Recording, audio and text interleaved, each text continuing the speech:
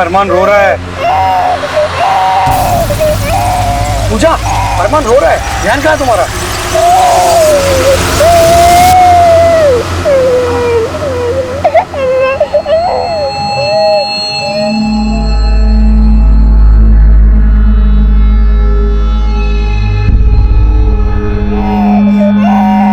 अरे अभी तक क्यों रो रहा है वो? पूजा, इसमें तो दूध ही नहीं है। तुमने दूध गर्म किया था ना? हाँ? हम शायद उसमें डालना भूल गए। हे भगवान, क्या हो गया तुम्हें यार? अरे क्या होगा? ओहो, लगता है टायर पंक्चर हो गया है। अच्छा, सामने ढाबा है, वहां ले देता हूँ।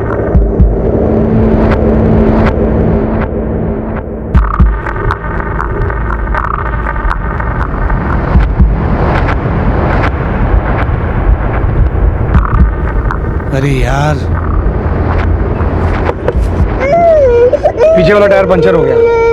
ओहो, आप टायर चेंज कीजिए, मैं जरा ये ढाबे में वॉशरूम होकर आती हूँ। एक काम करो, तुम ढाबे में जाओ और दूध ले लो इसके लिए।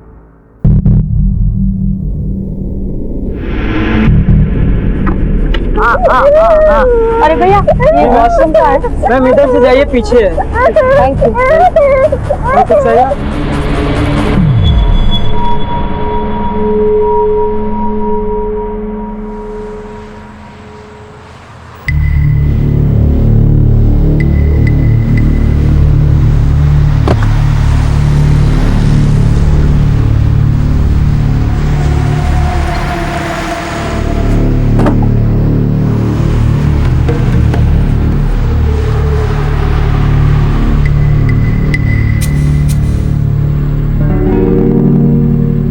अरे वो भैया, वो एक बच्चे के साथ एक औरत थी जो टॉयलेट में गई थी, पीछे का पीला और काला सलवार सूट पहन के। देखा क्या उनको? हाँ, काफी टाइम पहले देखा था, बाथरूम गई थी।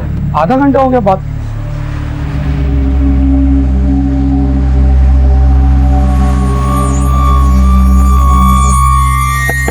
पूजा, पूजा,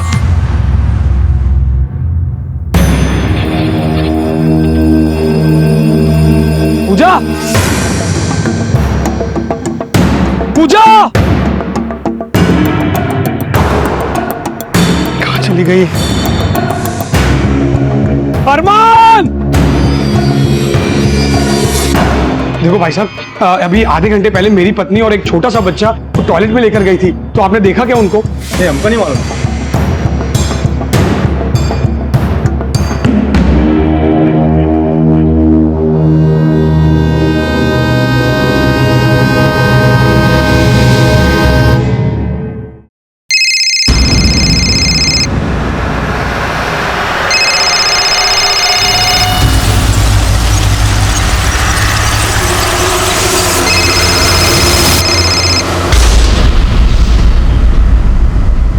नमस्कार, आदाब।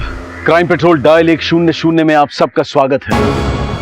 जैसा कि हमने अभी देखा कि टायर पंचर होने की वजह से राकेश और उसका परिवार दिल्ली आगरा हाईवे पर स्थित ढाबे पर टायर बदलने के लिए रुकते हैं, लेकिन कुछ ही देर बाद राकेश की पत्नी पूजा और उनका बेटा अरमान वहां से लापता हो जाते हैं। वहीं दूर झाड़ियों में हमें पूजा का फोन गिरा हुआ दिखाई देता है। पूजा का फोन इस बात की तरफ इशारा कर रहा था कि पूजा और अरमान शायद किसी अनहोनी का शिकार हुए थे। वजह जो भी हो, लेकिन कोई घात लगाए इस जुर्म को अंजाम देने की फिराक में था। जहां इस वाकये ने कई सवाल खड़े कर दिए थे, वहीं तुरंत पुलिस को मदद के लिए बुला लिया गया।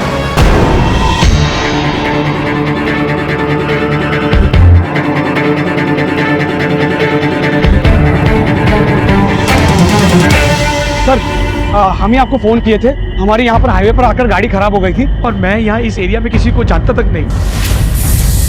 लगता है टायर पंक्चर हो गया है। सामने ढाबा है, वहां ले देता हूँ। आप टायर चेंज कीजिए, मैं जरा ये ढाबे में वॉशरूम होकर आती हूँ। हमारी बीवी यहाँ पर पीछे टॉयलेट में गई थी। उसके बाद जब हम चेक करने गए तो हमको कोई मिला ही नहीं वहां पर। आसपास सर्च करो। सर,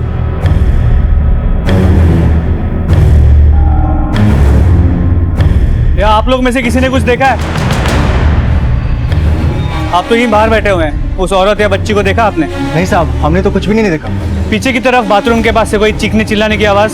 नहीं साहब, मैं तो टॉयलेट भी गई थी लेकिन वहाँ कोई नहीं था। ढाबे का ऑनर कौन है? हाँ साहब, मैं हूँ। बाहर आइए। यहाँ पे कौन कौन काम करता है? तुम करते हो यहाँ पे? तुम दोनों ही हो? हाँ सर। ये सब तुम लोगों ने किया है ना? बोलो। ना साहब, हमने नहीं किया साहब। हम बहुत गरीब लोग हैं साहब। बरसों से इस ढाबे पर बहुत ईमानदारी से काम कर रहे हैं साहब। हम किसी औरत को क्यों गायब करेंगे साहब? सच्ची बोलते साहब, हम लोगों ने किसी को गायब नहीं किया साहब। तुम ढाबे के पास आए और तुम्हारी गाड़ी पंचर हो गई। जी सर। फिर तुम्हें टायर में कील मिला। हाँ। तुम्हारा ढाबा है ना? हाँ साहब। क्या चल रहा है? औरत बच्चे गायब हो रहे हैं यहाँ पे? नहीं साहब, हमारे ढाबे में ऐसा कुछ नहीं होता है। हमारा ढाबे का रिकॉर्ड साफ है साहब। साहब, उस आदमी और औरत को हम जानते भी नहीं है। हमने कुछ नहीं किया साहब। तुम्हें शक है किसी को? नहीं सर, हम तो एक नौकरी पेशा आदमी है और हमारी बीवी पूजा वो साधारण सी हाउसवाइफ है। हमारी किसी से क्या दुश्मनी हो सकती है सर? काम क्या करते हो? सर, हम आगरा के एसएच बिल्डर्स के यहाँ पर प्रोजेक्ट सुपरवाइजर हैं। सर यहाँ आसपास ऐसा कोई क्लू नहीं मिला जिससे ये पता चल सके इनकी मारपीट या कुछ छीना झपटी हुई हो। सर, ये झाड़ियों में ये मोबाइल मिला है। सर, ये तो पूजा का मोबाइल है। सर, जरूर कुछ ना कुछ गड़बड़ जरूर हुई है सर। सर, मेरी पत्नी पूजा, सर, बेटा अरमान है sir. Please sir, please please ढूंढिए ना सर, कैसे भी करके प्लीज सर। ठीक है, हमारे साथ थाने चलकर FIR दर्ज करवाइए।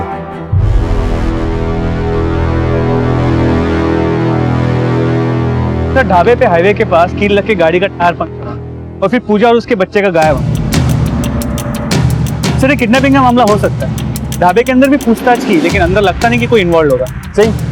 इस केस में हवा भरने के लिए हमें एक सॉलिड क्लू की जरूरत पड़ेगी। एक काम करो, लोकल पेट्रोलिंग टीम और हाईवे पुलिस स्टेशन सब जगह पूजा और बच्चे की फोटो सर्कुलेट करते। और हाँ, हाईवे पे जहाँ जहाँ भी CCTV कैमरा है सबकी फुटेज चेक करो। इस केस का पहला कील हमें जल्द से जल्द निकालना है। सर,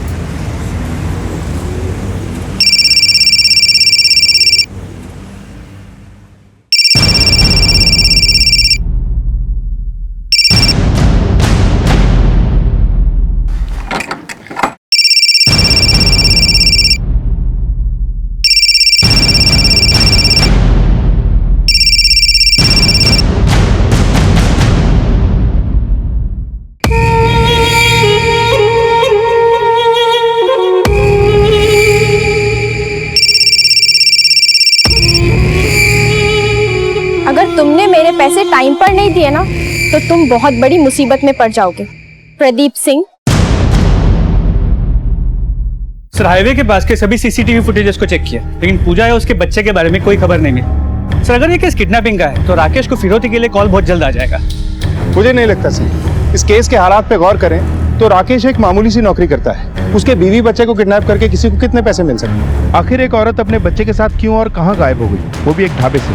बड़ी अजीब बात है। ये मामला कुछ और ही है। जो अपने बच्चे को लेके खुद भी तो जा सकते हैं। सर, इस एंगल का कोई ट्रायंगल भी हो सकता है। हो सकता है कि ये पूरी प्लानिंग पूजा की है। उसने पहले किसी की मदद से गाड़ी को पंक्चर करवाया और जब गाड़ी ढाबे पे रुकी वॉशरूम जाने के बहाने उस आदमी के साथ वहां से भाग गई। क्योंकि ढाबे पे किसी ने भी चीखने चिल्लाने की कोई आवाज नहीं सुनी और ना ही वहां कोई स्ट्रगल के निशान है। पर फोन तो वो खुद भी फेंक के जा सकती है ताकि कोई उसे ट्रैक ना कर सके। ये एंगल हो सकता है और ये भी हो सकता है कि राकेश का ही किसी से अफेयर है और वो अपनी पत्नी पूजा और बच्चे को रास्ते से हटाना चाहता हो। जी सर, ये भी हो सकता है। होने को तो बहुत कुछ हो सकता है सर। राकेश के पड़ोसियों से राकेश और पूजा के बारे में पूछताछ करो और राकेश जिस ऑफिस में काम करता है वहां से भी पूछताछ करो और राकेश के साथ साथ पूजा के भी कॉल रिकॉर्ड खंगा लो। अगर लव अफेयर या कोई और एंगल है तो कुछ न कुछ हाथ जरूर लगे। सर,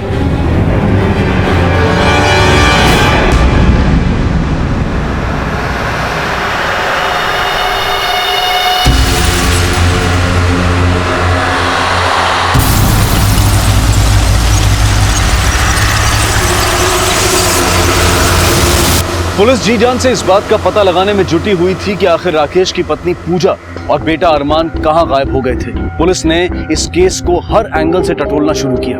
इस केस में लव ट्रायंगल से लेकर बाकी हर उस एंगल पर काम किया जा रहा था जिसकी वजह से पूजा अचानक लापता हो सकती थी। राकेश के पास आया वो फोन आखिर किसने किया था, और वो राकेश को प्रदीप के नाम से क्यों बुला रहा था? क्या राकेश का कोई राज था जिसकी वजह से ये जुर्म किया गया था, या फिर पूजा अपनी मर्जी से अरमान के साथ कहीं चली गई थी? पुलिस परत दर परत इस केस की सच्चाई जानने में जुटी हुई थी। ये आपके सामने जो राकेश और पूजा श्रीवास्तव रहते हैं, आप लोग इन दोनों को कब से जानते हैं? सर यही कुछ 4 साल से, जब से वो यहाँ रहने आए थे। सर राकेश ने हमें बताया था कि पूजा शादी से पहले सेल्स गर्ल का काम करती थी। उन दोनों ने लव मैरिज की थी, पर शादी के बाद उसने उसको काम करने से मना कर दिया। वो चाहता था कि वह घर पे रहकर घर और परिवार का अच्छे से ख्याल रखे। सर राकेश पूजा से बहुत प्यार करता है, लेकिन पूजा कुछ हमें मूडी सी लगती है। कुछ महीने पहले हमारी कॉलोनी में फंक्शन था, तो हम पूजा के घर में बुलाने गए थे, तो हमने उन दोनों के बीच थोड़ी सी अनबन सुन ली थी।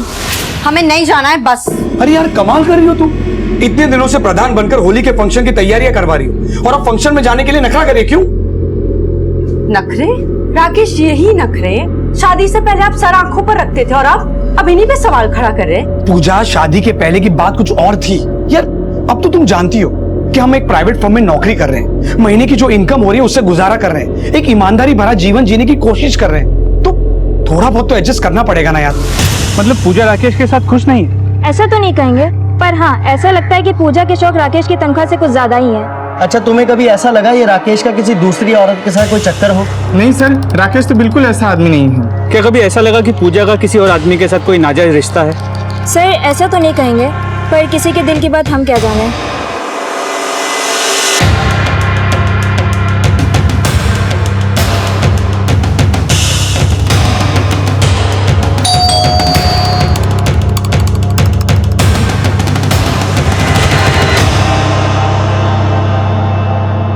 पूजा के कॉल रिकॉर्ड्स में एक नंबर है जिससे वो बहुत ज्यादा बात किया करती थी। वो नंबर किसी गुंजन शर्मा के नाम पे रजिस्टर्ड है, पर वो नंबर फिलहाल स्विच्ड ऑफ है। इस गुंजन का एड्रेस निकलवाओ और वहां जाके इसके बारे में पता करो। और वो राकेश, उसके ऑफिस से कुछ हाथ लगा?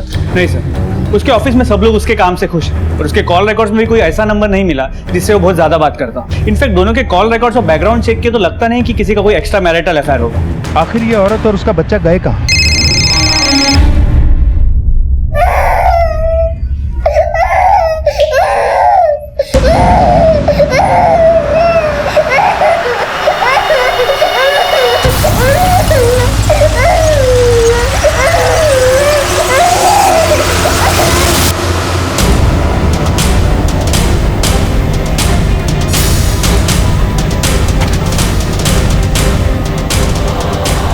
सुनिए जरा बाहर आई। हाँ सर। ये गुंजन शर्मा यही रहती है? तो पूजा के कॉल रिकॉर्ड्स में एक नंबर है जिससे वो बहुत ज्यादा बात किया करती थी। वो नंबर किसी गुंजन शर्मा के नाम पे रजिस्टर्ड है। जी साहब। ये कहाँ गई कुछ पता है? नहीं साहब, उस दिन से दिखी नहीं वो। आखिरी बार कब देखा? परसों 25 अगस्त को।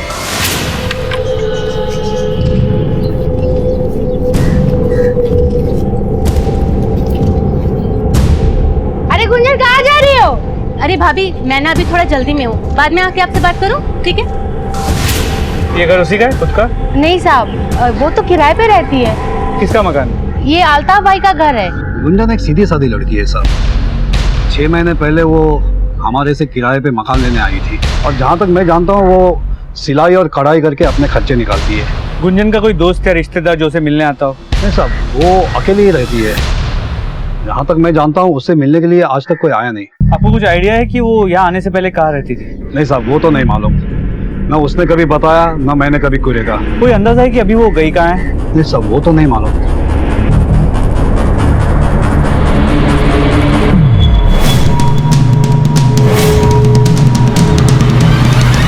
कल डीएसपी साहब के पास चलेंगे, तुम्हारा काम हो जाएगा। सर, पूछताछ के दौरान पता चला कि गुंजन 25 अगस्त को अपने घर से एक बैग लेके निकली थी, उसके बाद वो वापस लौटी ही नहीं।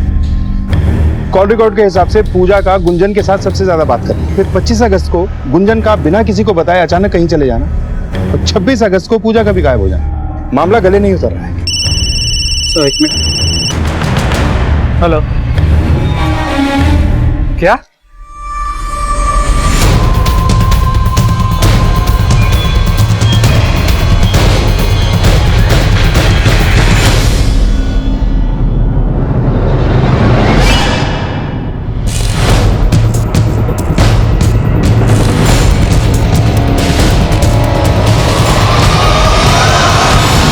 सर गले पे निशान है, गला घोट के मारा गया है। ये मामला किडनैपिंग और कत्ल का लगता है। सिंह, इसमें या तो बेवफा आशिक का हाथ है या फिर बेरहम पति का। सर पूजा की बॉडी तो यहाँ पे है, लेकिन उसका बच्चा अरमान कहीं नजर नहीं आ रहा।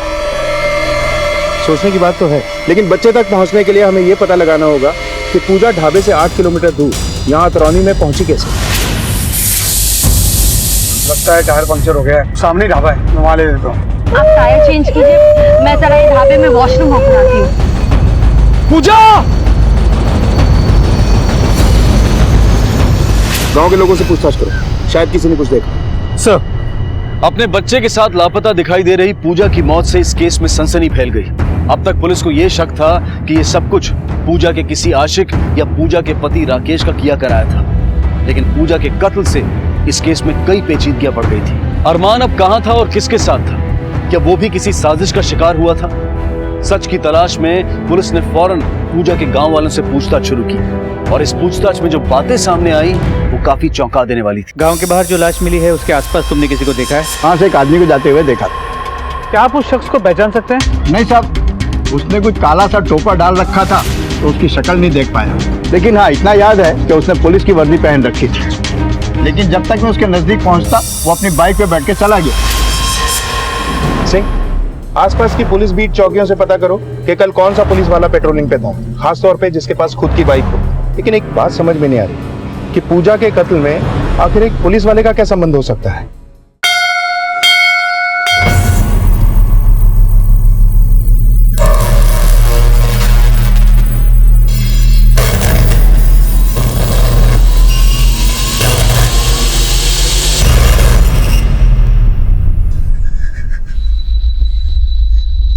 आपकी पहचान में कोई पुलिस वाला है?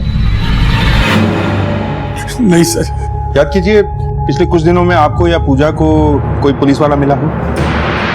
नहीं सर। अच्छा, आप किसी गुंजन शर्मा को जानते हो? पूजा के कॉल रिकॉर्ड्स में गुंजन शर्मा का नंबर मिला है। नहीं। देखिए, हमसे कुछ छुपाइए मत, आपके बच्चे की जान खतरे में हो सकती है। सर, मेरी पूजा तो नहीं रही। मेरे अरमान को ढूंढ लीजिए सर, मेरे अरमान को ढूंढ लीजिए प्लीज।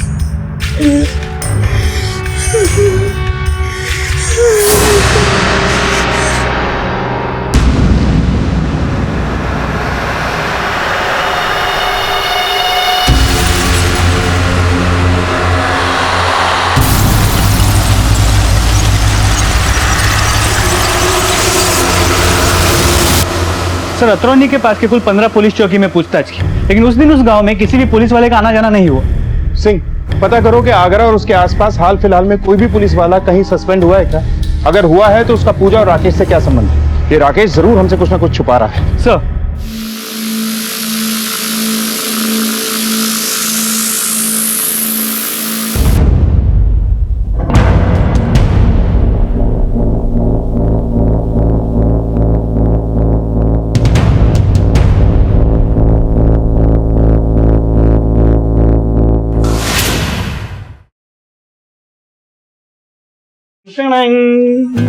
अरे ये क्या है? अरे देखो और ऐश करो। ये वाओ, अच्छी है ना? बहुत प्यारी साड़ी है। हमें तुम्हारा यही अंदाज तो अच्छा लगता है, और तुम्हारी ये वर्दी। और अगर ये वर्दी नहीं रही तो तुम हमको छोड़कर चली जाओगी। तो तुम क्या बोल रहे हो? हमने तुमसे एक झूठ बोला है। झूठ? कैसा झूठ?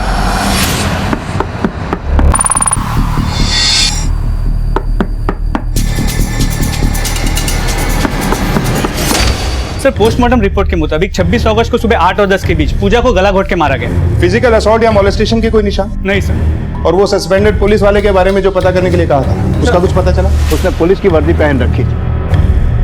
सर आगरा है उसके आसपास के किसी भी पुलिस थाने में पिछले 2 साल में कोई भी पुलिस वाला सस्पेंड नहीं हुआ है। आखिर ये पुलिस वाला हो कौन सकता है? सर ये गुंजन के कॉल रिकॉर्ड्स, इसके मुताबिक 26 तारीख को उसकी मोबाइल की लोकेशन ढाबे की थी। सर इस पूजा और अरमान की किडनैपिंग और पूजा के मर्डर में इस गुंजन का कोई कनेक्शन हो सकता है? बिल्कुल हो सकता है, क्योंकि गुंजन भी 25 अगस्त से लापता है। इसका फोन ऑन हुआ? नहीं सर, अब तक नहीं हुआ। सिंह, इस केस में गुंजन का मिलना बहुत जरूरी है। पता करो कि गुंजन का सिम कहाँ से खरीदा गया, ताकि उसकी हिस्ट्री निकालकर ये पता कर सके कि गुंजन और पूजा का आपस में क्या कनेक्शन है। सर गुंजन और पूजा एक दूसरे को बहुत अच्छे से जानते हैं, फिर राकेश ने ये क्यों कहा कि वो गुंजन को नहीं जानता? किसी गुंजन शर्मा को जानते हो? नहीं। एक काम करो, राकेश के पड़ोसियों से पूछताछ करो, क्या किसी ने गुंजन और पूजा को आपस में मिलते हुए देखा है? और ढाबे पे भी पूछो, क्या 26 अगस्त को किसी ने गुंजन को वहां देखा है? आखिर पता तो चले कि गुंजन वर्दी वाले और राकेश का आपस में कनेक्शन क्या है। सर अबे पगला क्या हो क्या? हाँ, पुलिस के रडार में हमारा भी फोन होगा। अगर हमारे साथ कुछ भी हुआ ना तो बता रहे तुमको, तुम भी नहीं बचोगे। चलो फोन रखो अभी। क्या आपने कभी इस लड़की को पूजा के साथ या पूजा के घर आते जाते देखा है? हाँ सर, ये तो गुंजन है, ये अक्सर पूजा के घर आती रहती थी। अच्छी सहेलियां थी सर। पूजा और वो दोनों साथ में स्कूल में पढ़ती थी। फिर गुंजन शायद पता नहीं कहाँ चली गई और अब 5-6 साल बाद फिर मिले दोनों। उनका स्कूल कौन सा? सर ये तो कभी पूछा ही नहीं मैंने। अच्छा, आपने कभी गुंजन और पूजा के बीच अनबन होते हुए देखा है? नहीं सर, वो दोनों तो बहुत सीधी सादी लड़कियाँ थी। सर ये गुंजन और पूजा एक ही स्कूल में पढ़ते थे, मगर कौन सा स्कूल ये नहीं पता। गुंजन के मोबाइल रिकॉर्ड से पता चला है कि उसकी सिम कार्ड टुंडला से खरीदा था, जो आगरा से करीब 28 किलोमीटर दूर एक शहर। जिस एड्रेस पे ये सिम रजिस्टर्ड है वहां पता करो, हो सकता है गुंजन वहीं मिले। लेकिन राकेश का गुंजन को ना पहचानने वाली बात खटकती। हो सकता है कि वो हमसे कुछ तो छुपा रहा है। हो सकता है, क्योंकि गुंजन की लास्ट मोबाइल लोकेशन 26 तारीख को ढाबे की थी और उस वक्त ये राकेश भी वहीं था। हालांकि जब हमने ढाबे के स्टाफ को गुंजन की फोटो दिखाई, किसी ने भी उसे नहीं पहचाना। सर आपका शक सही हो सकता है राकेश और गुंजन के बीच एफआईआर चल रहा हो और पूजा और अरमान रास्ते का कांटा बन रहे हैं। हो सकता है, लेकिन ये राकेश सच तो बोलेगा नहीं। इसका कच्चा चिट्ठा हमें इसके सामने रखना होगा। हो सकता है टुंडला से हमें कोई सबूत मिले।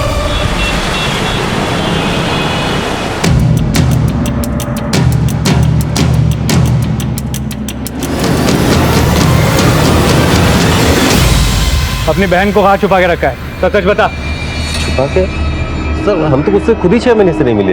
देख गुंजन एक मर्डर केस में शक के दायरे में, अगर तू उसे छुपा रहा है तो खुद अंदर जाएगा। सर हम क्यों छुपाएंगे कुछ, हम सच बोल रहे हैं। वो एक अच्छी लड़की है, वो तो घर बेचने की बात पे हमारी अनबन हो गई और नाराज होकर वो आगरा चली गई। पूरी बात बता। सर ये हमारा पैतृक घर है, वो इसे बेच के आगरा में एक फ्लैट लेना चाहती थी जिसमें वो अपना टेलरिंग ट्रेनिंग सेंटर वगैरह खोल सके। हमने मना कर दिया और गुस्से में आके यहाँ तक कह दिया कि इस घर पे तुम्हारा कोई हक नहीं है। बस इतनी सी बात है सर। और इतनी सी बात पे तुझसे 6 महीने से नहीं मिला, पुलिस को समझता क्या है बे तू? सर उसने खुद ही बोला था कि हमसे कांटेक्ट मत करो, फिर हमको भी थोड़ा सा ईगो आ गया बस। ये पूजा और गुंजन एक ही स्कूल में पढ़ते थे। कौन सा स्कूल है वो? सहारनपुर में आर्या पब्लिक स्कूल में 2-3 साल साथ पढ़ी थी, फिर बापूजी का देहांत हो गया तो उसको वापस यहाँ टुंडला आना पड़ा। सहारनपुर? जी, लेकिन सर हमारी बहन बहुत अच्छी लड़की है, वो कोई गलत काम कर ही नहीं सकती। आपको कुछ गलतफहमी हुई लग रहा है।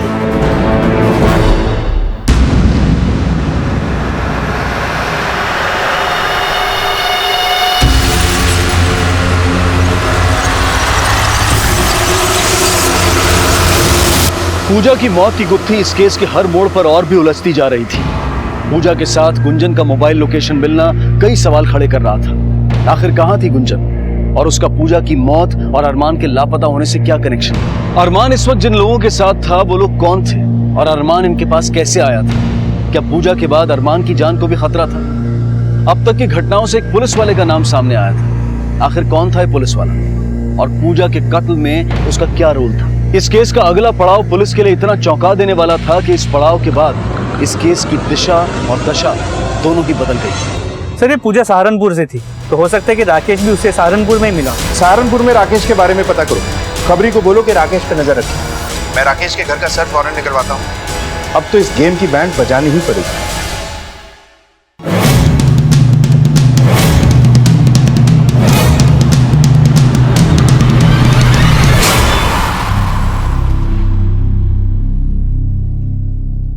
ये लो पैसे और अब यहाँ से दफा हो जाओ। दफा हो जाऊं? अभी तो कमाई करने का मौका मिला है। प्रदीप सिंह।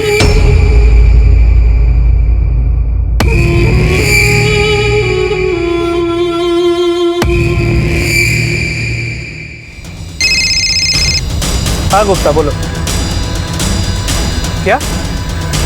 ठीक है तुम वहीं रुको, सिकंदर हाईवे ले चलो जल्दी।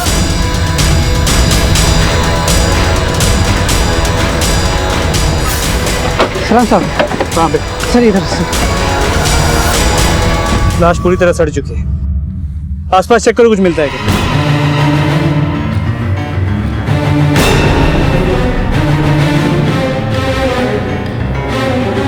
सर, ये बैग मिला है, लगता है इसी का है। चेक करो सर।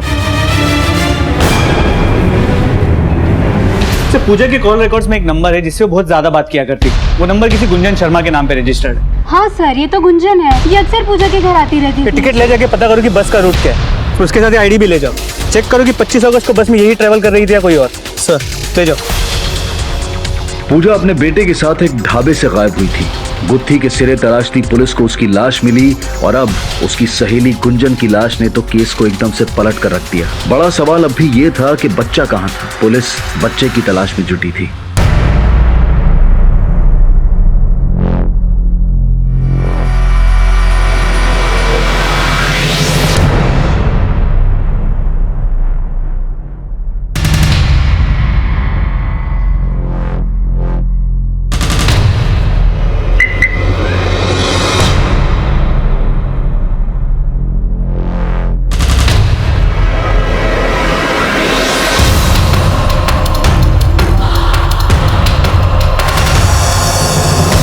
पोस्टमार्टम रिपोर्ट के मुताबिक गुंजन का मर्डर पूजा के मर्डर से एक दिन पहले मतलब 25 अगस्त को शाम 5 से 7 के बीच किया गया। दोनों को मारने का तरीका एक ही, गला घोट के। और सर गुंजन के बॉडी के पास हमें उसका मोबाइल फ़ोन भी नहीं मिला। और सर हैरानी की बात यह है कि 26 अगस्त को गुंजन के मोबाइल की लोकेशन पहले ढाबे की थी और फिर उस लोकेशन की थी जहाँ पे पूजा को मारा गया। सर अगर गुंजन 25 तारीख को मर चुकी है तो उसकी मोबाइल की लोकेशन उन दो जगहों की कैसे हो सकती है? सिंह, कहीं ऐसा तो नहीं कि गुंजन और पूजा दोनों का कातिल कोई एक ही है, जिसने पहले गुंजन का खून किया फिर गुंजन का फोन अपने पास रखा। इसलिए गुंजन और पूजा दोनों के मर्डर स्पॉट पे वो फोन एक्टिव था।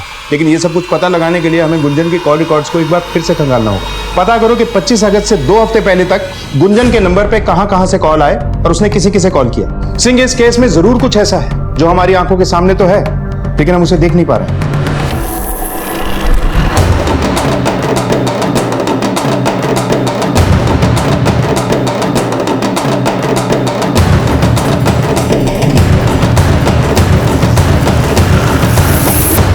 सर गुंजन के कॉल रिकॉर्ड में ये नंबर मिला है जिससे गुंजन ने 24 और 25 अगस्त को 4 से 5 बार फोन किया और उस नंबर से भी गुंजन को 3 से 4 बार कॉल आए। सर ये नंबर किसी वीरेन चुग के नाम पे रजिस्टर्ड है। जब हमने वीरेन चुग से बात की तो उसने कहा कि वो तो गुंजन को जानता ही नहीं, लेकिन वो पूजा को जानता है। हेलो सर, अभी मैंने राकेश की गाड़ी में एक लड़की को बैठते देखा। देखो हमको एक बात समझ में नहीं आ रही, क्यों हमारा पीछा कर रही हो तुम? अरे इतने सारे पैसे तो दे चुके हैं यार तुमको। अरे हम माफी मांगते हैं उस बात की तुमसे।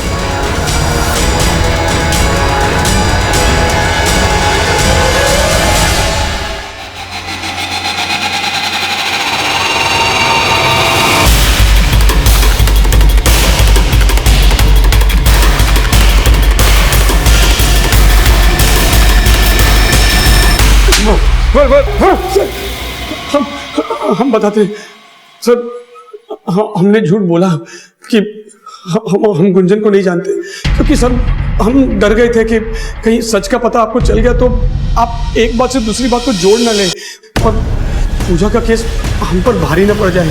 बाकी सर हमने और कोई झूठ नहीं बोला, सच कह रही सर। सर वो झूठ बोल रहा है, उसका नाम राकेश नहीं है, प्रदीप सिंह है। उसकी शादी हमारी दीदी माधुरी के साथ बरेली में हो रखी थी, लेकिन शादी के 2 साल बाद एक दिन जब वो घर आया तो बहुत घबराया हुआ था। चलो चलो अंदर चलो, अंदर चलो। क्या हुआ? घबराए क्यों? बता रहे 2 मिनट में आकर बता रहे हैं। जीजाजी हुआ क्या? क्या हुआ कुछ तो बताइए। ये 25,000 रुपया रखो, इससे काम चलाना, हम कुछ दिनों के लिए बाहर जा रहे हैं। अरे जीजाजी आखिर हुआ क्या है, कुछ बताइए तो सही हमें।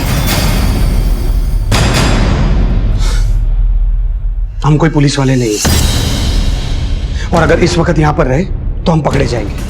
हाँ सर, हम झूठ बोले थे कि हम पुलिस वाले हैं, क्योंकि वर्दी पहनने के बाद हमको इज्जत और रौब मिल रहा था। लोग आते जाते हमको सलाम ठोकते थे साहब, और जब बीवी के साथ बाजार में जाते थे तो खाना पीना फ्री में मिल जाता था और इस वर्दी के कारण पैसा भी मिल जाता था हमको। इसी झूठी शोहरत की लालच में हम दुनिया वालों से झूठ बोले। सर 5 साल तक हमारी बहन ने उसका पागलों की तरह इंतजार किया, सिर्फ इस उम्मीद में कि वो वापस आएगा। हमने भी ढूंढने की उसे बहुत कोशिश की, लेकिन कुछ नहीं पता चला। लेकिन अब से 3 महीने पहले हमारे एक जानकार मोहन भैया ने उसे आगरा में देखा। हाँ माधुरी, मैं सच बोल रहा हूँ। तुम्हारा प्रदीप आगरा के वशिष्ठ कॉलोनी में राकेश श्रीवास्तव के नाम से रह रहा है और वो वहाँ किसी बिल्डर के यहाँ सुपरवाइजर का काम कर रहा है। क्या? तो भैया आप अपने साथ क्यों नहीं लेके आए उन्हें? अरे हम तो उससे मिले ही नहीं माधुरी, लेकिन इतना पता चला कि वो शादी कर लिया है और उसका एक बच्चा भी है। नहीं सर, आप ये क्या कह रहे हैं? ज्यादा नाटक मत करो। तुम भी जानते हो कि तुम्हारी पहली पत्नी ने तुम्हारी बेवफाई के बारे में जानकर 3 महीने पहले ही आत्महत्या कर ली थी। बोलो। आत्महत्या? रीटा ने तो हमको इसके बारे में कभी कुछ बताया भी नहीं। सर, झूठे से झूठ बोलकर हमने कोई गलती नहीं की है। उसकी वजह से हमारी बहन ने आत्महत्या की। तभी हमने सोच लिया था कि हम इसे चैन से जीने नहीं देंगे, इसलिए हम 1 महीना पहले आगरा आए और सीधा उसके घर के पास जाकर उसे धमकी दी। अगर तुमने हमारी दीदी के लिए पैसे नहीं दिए ना, तो तुम्हारा सारा झूठ तुम्हारी इस दूसरी बीवी के सामने रख देंगे। देखो मेरी सर, ये सच है कि हम नकली पुलिस ऑफिसर बनकर बहुत गलत किए। बरेली से भागने के बाद जब हम सहारनपुर आए, तब भी हम 1-1.5 साल तक इस वर्दी का इस्तेमाल करते रहे और इस दौरान हमको पूजा से प्यार हो गया। पूजा को भी हमारी वर्दी का रौब अच्छा लगता था, इसलिए हम दोनों शादी कर लिए और इसलिए हम पूजा को सब सच बता दिए। क्या तुमने हमसे झूठ बोला कि तुम पुलिस वाले हो? लेकिन हम कोई बहुत बड़ा जुर्म नहीं किए, बस यूं ही। पर तुमसे शादी करने के बाद अब हम ये झूठी जिंदगी नहीं जीना चाहते। बहुत प्यार करते हैं तुमसे। सर, हम सच कह रहे हैं। हमने प्रदीप से पैसे सिर्फ उसे परेशान करने के लिए मांगे थे, लेकिन सर हमने किसी का खून नहीं किया है। खून किया है या नहीं इसका पता तो हम लगा ही लेंगे, लेकिन ब्लैकमेल करने के जुर्म में तुम्हें हवालात की हवा तो खानी ही पड़ेगी। ये 2 सिम वाला फोन, एक से रीटा को फोन करता था ना, ताकि किसी को पता न चले। ये नंबर तूने किसी को दिया भी नहीं था। बोल, पूजा और गुंजन को क्यों मारा? सर, माँ कसम क्या कहते हैं सर, हमने किसी को नहीं मारा सर। हम झूठ नहीं बोल रहे सर। पूजा से तो हम बहुत प्यार करते थे और अपने बेटे से बहुत प्यार करते हैं सर। सर, आपसे गुजारिश है, हमारे अरमान को कहीं से भी ढूंढ लाइए सर। अब जब तक वो मिल नहीं जाता और तुम्हारा सच सामने नहीं आ जाता, तुम हमारे मेहमान ही रहोगे। Sir, sir please sir. Sir, ये गुत्थी तो उलझती ही जा रही है। सिंह, एक बार फिर वीरेंद्र चुग से मिलते हैं, जिनका नंबर हमें गुंजन की कॉल रिकॉर्ड से मिला था।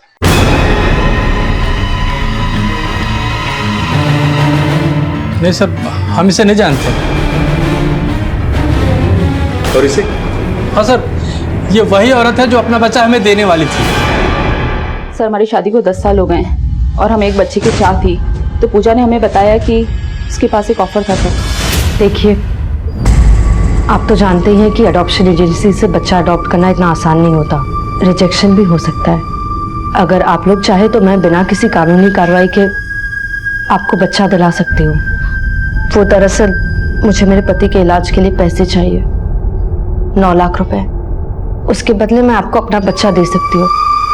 हर माँ की तरह मैं भी अपने बच्चे से बहुत प्यार करती हूँ, पर मैं मजबूर हूँ।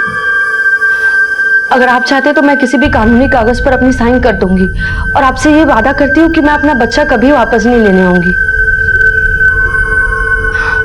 Thank you. तो अब वो बच्चा कहाँ है? सर, बच्चा हमारे पास नहीं है। हम बच्चे को अडॉप्ट करने वाले थे और 27 तारीख को बच्चा हमारे पास आने वाला भी था। सर, हमने 25 तारीख को पूजा का फोन ट्राई किया, लेकिन उसका फोन लग नहीं रहा था। 26 तारीख को सर उसका एक मैसेज रिप्लाई आया, डील कैंसिल। उसके बाद पूजा का फोन स्विच ऑफ हो गया। ये पूजा अपने पति की बीमारी का बहाना बना के बच्चे को बेचना चाहती है। बात को समझ में नहीं आया। हैरानी की बात है कि बच्चे को बेचा भी नहीं गया और बच्चा गायब भी हो गया। सर, ये हो सकता है क्योंकि पूजा और गुंजन साथ में मिले हुए, क्योंकि सिम कार्ड गुंजन के नाम पे था और बात पूजा करती थी। और पूजा को पैसे का लालच भी था। वो अपने पति राकेश के रहन सहन से खुश नहीं थी और गुंजन भी प्रॉपर्टी के लिए अपने भाई से लड़कर आई। सर, क्या ये मुमकिन है कि पूजा और गुंजन ने मिलकर ये प्लान बनाया कि बच्चा बेच के आगरा से कहीं दूर जाके सेटल हो जाए? लेकिन पोस्टमार्टम रिपोर्ट के हिसाब से गुंजन का कत्ल पूजा के कत्ल से पहले हुआ। तो हो सकता है कि राकेश को इनकी प्लानिंग के बारे में पूरा पता चल गया, इसलिए उसने रीटा के साथ मिलकर पूरा कांड किया और अब हमसे झूठ बोल रहे हैं। हो सकता है वो वर्दी वाला राकेश ही हो। एक बात और सर, गुंजन की लाश हमें हाईवे के पास मिली। ये वही हाईवे है जो गुंजन के गांव की तरफ जाता है। इसका मतलब है कि राकेश को पता था कि गुंजन कौन सी बस से जाने वाली है। सिंह, हाईवे पे जहां भी सीसीटीवी कैमरा है सबकी फुटेज मंगवाओ। जी सर। हमारा बच्चा चाहिए। एक मिनट, शांत हो जाइए। उसने हमारा बच्चा चुरा दीजिए साहब। बताइए बात क्या है? हम दोनों रोज रात को खाना खाने के बाद अपने बच्चे के साथ घूमने जाते हैं साहब। आज भी गए थे तो पुलिस वाला होने की वजह से साहब हमने उस पर ध्यान नहीं दिया और अचानक से उसने आप लोगों ने इस वर्दी वाले को पहले भी देखा था? जी साहब, कल भी हमारे पास से गुजरा था साहब। शक्ल याद है उसकी? नहीं साहब, उसके सर पे हेलमेट था टिंटेड ग्लास का, इसलिए हम कुछ नहीं देख पाए साहब। ये सब नहीं पता साहब, आप बच्चा ला दो, मेरा बच्चा। उसने कुछ काला सा टोपा डाल रखा था तो उसकी शक्ल नहीं देख पाया। एक और वारदात, एक और बच्चे का गायब होना और एक बार फिर से वर्दी वाले बच्चे चोर का आतंक। आखिर कौन था यह शख्स और ये अगवा किए गए बच्चों के साथ करता क्या था? ये केस पुलिस के सामने आया अब तक का सबसे संजीदा केस था। पूजा का कत्ल, अरमान का लापता होना और अब सामने आई नई वारदातें इस केस को कई उलझनों में जकड़ रही थी। सिंह, ये वर्दी वाला तो कातिल के साथ साथ बच्चा चोर भी। राकेश के बेटे अरमान के साथ अब इनका चिंटू गायब। ये गुत्थी तो बच्चा चोर गैंग की तरफ इशारा करती है। पर अब तक हमें लग रहा था कि वो वर्दी वाला राकेश था, लेकिन ये राकेश तो लॉकअप में बंद है। सर ये देखिए, कि वही बस है जिससे गुंजन आगरा से टुंडला की तरफ निकली थी। और सर अब ये देखिए, यहाँ पे बस के पीछे बाइक पे वर्दी वाला। स्टॉप करो, जूम करो। ये बाइक का रजिस्ट्रेशन नंबर, इससे बाइक के ओनर तक आसानी से पहुंच सकते हैं।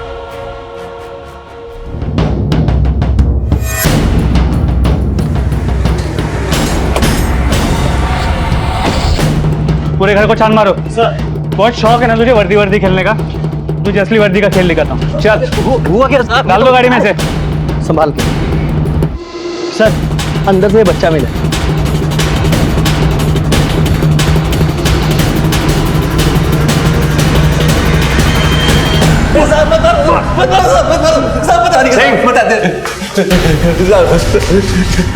साहब हम ही वो नकली पुलिस वाले, पैसों की लालच और वर्दी की आड़ में हम ही बच्चों को अगवा किया करते थे।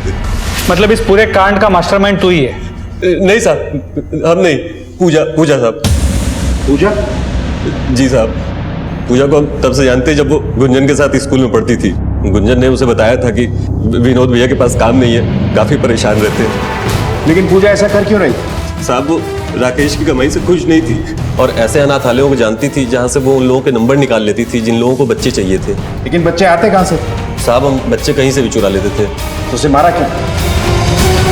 किस बात के लिए हम तुम्हें ज्यादा पैसे दें? अब तक तुझसे पे की बच्चा चुराया है, और क्लाइंट ढूंढने से लेकर बच्चा चुराने तक पूरा दिमाग हमारा होता है, तुम्हारा नहीं। जो भी पैसा कमाते हैं ना, वो वर्दी की वजह से कमाते हैं, तुम्हारी वजह से नहीं। तुम नहीं तो कोई और सही। 28 अगस्त को हमें कुछ भी करके चुग और उसकी पत्नी को बच्चा देना था। हमने सोचा ये डील हम अकेले कर लें और पूरा पैसा ले लें और पूजा वो साइड कर दें। मतलब गुंजन भी तुम्हारी पार्टनर? नहीं साहब, गुंजन को तो इस बारे में कुछ पता ही नहीं था। गुंजन को किसने मारा? साहब एक दिन गुंजन पूजा के घर गई और गलती से उसका मोबाइल पूजा के यहाँ ही छूट गया। इत्तेफाक से उस दिन पूजा का मोबाइल खराब था। गुंजन के मोबाइल से उसने चुग को फोन लगा लिया। दूसरे दिन गुंजन अपना मोबाइल वापस ले आई, तभी चुग का मैसेज गुंजन के मोबाइल पे आया। ये तुम्हारा एसएमएस है ना, जो तुम्हारे क्लाइंट ने भेजा था और गलती से मेरे मोबाइल में आ गया और मैंने पढ़ भी लिया है। तुम्हारा और पूजा का भांडा तो मैं पुलिस और गांव वाले में जाके फोड़ती हूँ। और हाँ, तुम प्रॉपर्टी की बात कर रहे थे ना, मैं तो चली जाऊंगी आराम से टुंडला, और देखना वहां पे ना प्रॉपर्टी बेच के आगरा में फ्लैट लूंगी और तुम और पूजा सड़ते रहना जेल में।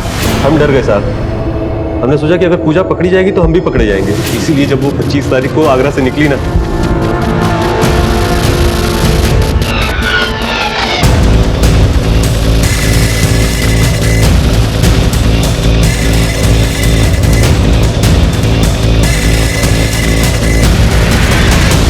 और पैसों के लालच ने तुमसे पूजा का खून करवा दिया। ढाबे के पास हाईवे पे कील तुम्ही ने रखे थे ना। तुम्हें पता था कि पूजा राकेश के साथ एक दिन के लिए दिल्ली घूमने जा रही है। जी साहब। पूजा क्या कर रहे हो? अगर किसी ने देख लिया तो गड़बड़ हो जाएगी। बहुत अच्छी डील है, बहुत अच्छी डील है। 10 लाख का आसामी है। हाँ, तुम अपना 70% रख लेना। पर विनोद, राकेश मेरे साथ है, वो वहाँ टायर चेंज कर रहा है। टायर चेंज कर रहे हैं तो आधे घंटे गैंग ही जाएंगे। अरे यार, चलो तुम बचा तुम्हारा।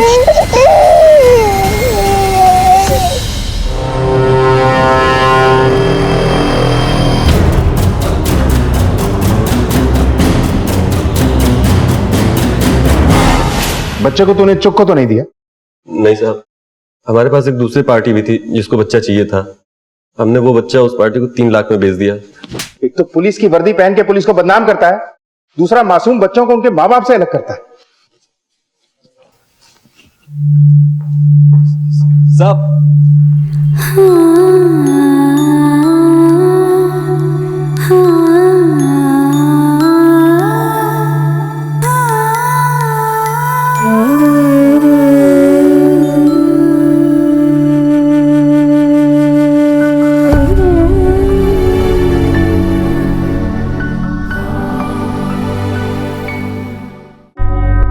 पूजा का लालच ही उसके नाश का कारण बना। उसने अपने सपनों को पूरा करने के लिए एक ऐसा रास्ता चुना जिसकी मंजिल की तरफ ध्यान देना उसने कभी जरूरी ही नहीं समझा। विनोद को आईपीसी की धारा 302 के तहत हत्या के लिए गिरफ्तार कर लिया गया। पुलिस ने इस रैकेट का पता लगाकर न जाने ऐसे कितने ही बच्चों की जिंदगियां बचा ली जो शायद होश संभालते ही जुर्म की काली दुनिया में कदम रखने वाले थे। ईमानदारी, मेहनत और लगन ही सफलता की कुंजी है। याद रखें, मंजिल चाहे कितनी भी ऊंची क्यों ना हो, लेकिन रास्ते हमेशा पैरों के नीचे ही होते हैं। इसलिए मंजिल के ख्वाबों को नजरों में समाने से बेहतर है कि नजरें रास्ते पर टिकी हों ताकि कोई गलती ना होने पाए। देखते हैं हमारे आज के एपिसोड की दूसरी कहानी। और एग्जैक्टली उसी दिन जिस दिन ऋतु गायब हुई, तुमने तो कहा था कि घर से तुम बाहर ही नहीं निकलती। कहाँ गई थी? गई थी ना बाहर, मैं मंदिर। कौन से मंदिर? इच्छा पूर्ति मंदिर, वो पीछे है ना, पास में ही तो है, वहीं गई थी। ये फोटो निकालो।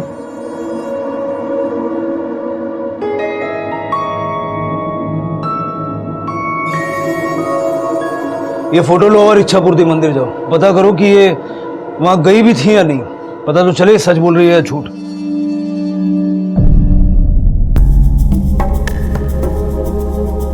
साहब, मेरी लाली के बारे में कुछ पता चला साहब? फिलहाल तो नहीं पता चला है। क्या ये?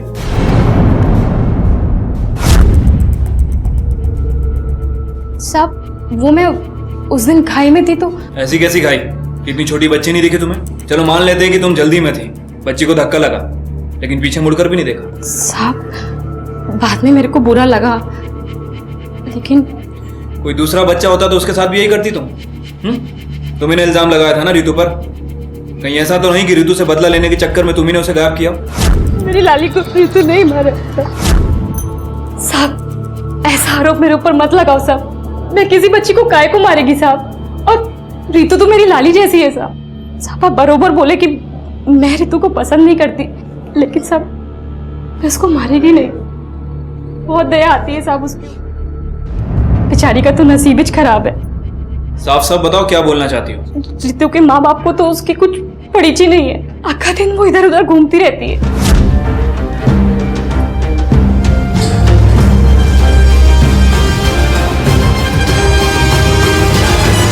पहले तो लाली के मर्डर के लिए रितु पर इल्जाम लगा रही थी, और अब तुम्हें रितु के लिए बुरा लग रहा है। साहब, रितु तो मेरी लाली जैसी है। मैं इसको कभी नहीं मारेगी साहब। काय को उसको मारेगी? नहीं साहब। ठीक है, मंदिर में या मंदिर के आसपास किसी ने तुम्हें आते जाते देखा नहीं। सच बताओ कहाँ गई थी? अगर यहाँ नहीं बताओगी तो लॉकअप में ले जाके पूछेंगे, और लॉकअप में हम किसी की उम्र का लिहाज नहीं करते। शनिवार बाबा के मंदिर गई थी मैं। ओ हाँ, शायद। कौन? वो तांत्रिक है। तांत्रिक? हाँ, वो बेटा, मैं उनके पास 3-4 बार पहले भी गई हूँ। वो कुछ तंत्र मंत्र कर रहे हैं, सिर्फ इसलिए कि तुझ में अंदर से माँ बनने की इच्छा पैदा हो। वो तेरे लिए मैं डाइट का खाना बनाती हूँ ना, तो बाबा जी की दी हुई थोड़ी सी बबूती उसमें मिला के तुझे खिला देती हूँ, और कुछ नहीं बच्चे। मैंने वो ये चक्कर क्या है? जो बच्ची है आपकी, उसकी तो आप कोई परवाह नहीं करते, फिर से बच्चा चाहिए। सर रितु हमारी बेटी नहीं है, शी इज अडॉप्टेड। उसे गोद लिया था हमने। एक बच्चे को गोद लेना खिलौना खरीदने जैसा नहीं है कि जब मन भर गया तो उसे फेंक दिया जाए। ये एक ऐसी जिम्मेदारी है जिससे मुंह नहीं मोड़ा जा सकता। एक ऐसा दायित्व है जिसे शायद रितु के माता पिता और दादी कभी समझ ही नहीं पाए। सर, नीलम के कॉल रिकॉर्ड से ऐसे किसी भी शख्स का नाम सामने नहीं आया जो रितु को गायब करने में उसकी मदद कर सके। सर फोन ट्रायंगुलेशन रिकॉर्ड के हिसाब से जिस दिन रितु गायब हुई नीलम की लोकेशन सोसाइटी की थी, वो पूरे दिन सोसाइटी में ही थी। हाँ, लेकिन उसने इल्जाम लगाया कि रितु की फैमिली उसे लाइक नहीं करती, क्योंकि रितु उनकी सगी बेटी नहीं है बल्कि एडॉप्टेड है। मुझे भी अभी पता चला, और हो सकता है कि इसीलिए वो लोग रितु के साथ में बुरा सलूक करते हैं। गोखले, गोद लिए हुए बच्चों के घर से भाग जाने के बहुत सारे केसेस सामने आते हैं। ऐसा तो नहीं कि रितु भी भाग गई हो सकता है सर, स्पेशली जब उसे किसी ने उकसाया हो। गोखले, मुझे लगता है कि उसकी गुमशुदगी इस एडॉप्शन के एंगल से जुड़ी हुई, या फिर हो सकता है कि उसे किसी से डर था। सर ऐसा भी तो हो सकता है कि रितु ऐसा कुछ जानती हो जो किसी और को ना पता हो।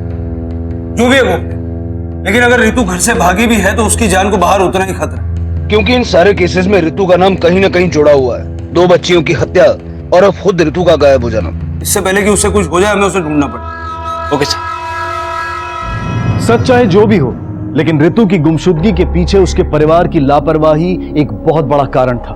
और पुलिस के अनुसार रितु की गुमशुदगी जो सिर्फ हादसे नहीं थे बल्कि सोची समझी हत्याएं थी।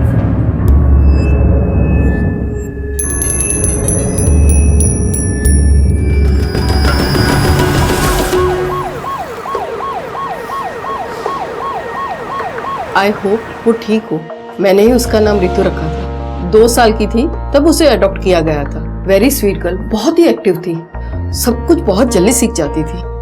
लेकिन घर पे तो बड़ी चुपचाप और सहमी सहमी से है। सरप्राइजिंगली सर, एक्चुअली हमारे यहाँ एक पॉलिसी है हर 3 साल के बाद अडॉप्ट किए गए बच्चे की अपडेट करने की, वो फैमिली में एडजस्ट हो पा रहा है कि नहीं। जब वो 5 साल की हुई तब तो हमने मीटिंग की थी, पर जब वो 8 साल की हुई तब क्या? तब हमने उसकी फैमिली से कांटेक्ट करने की कोशिश की, पर उसकी फैमिली ने कोई टाइम ही नहीं दिया, हमेशा हमें अवॉइड करते थे, और आखिरकार उन्होंने हमें फोन पे बात करवा दी और बस मामला खत्म हो गया। बच्ची के असली माँ बाप के बारे में जानकारी देंगी? जी नहीं सर, वो तो हमें रास्ते पे मिली थी। हमने पेपर में इश्तिहार भी दिया था, FIR भी दर्ज करवाई थी रूल्स के मुताबिक, पर आज तक किसी ने कांटेक्ट करने की कोशिश नहीं की। एक हंसती खेलती नॉर्मल बच्ची की ये हालत कर दी तुम लोगों ने। ऑर्फनेज से भी बात की हमने। सोसाइटी के एक एक आदमी को पता है तुम लोगों ने रितु के साथ कैसा सुलूक किया। सीधे सीधे बोल, क्या किया रितु के साथ? पहले गोद लिया और जब ऊब गया तो छुटकारा पाने के लिए मार दिया उसे। नहीं सर, ऐसा कुछ भी नहीं है सर। हम सिर्फ थोड़ा सा सख्त थे उसके साथ, चलो कुछ भी नहीं किया हमने। हाँ सर, हमने कुछ भी नहीं किया उसके साथ। वो तो बच्ची बिगड़ ना जाए। ये नाटक मेरे आगे मत करना। उसकी गुमशुदगी की रिपोर्ट भी तुमसे लिखवानी पड़ी हमें। कितनी परवाह है तुम्हें उस बच्ची की हम जानते हैं।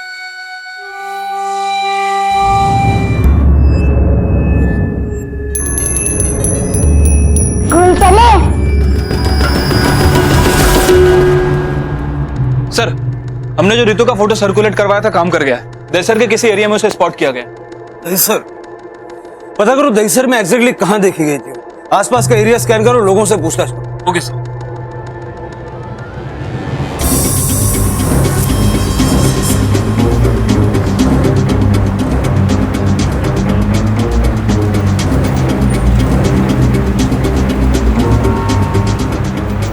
इस बच्ची को देखा है कहीं?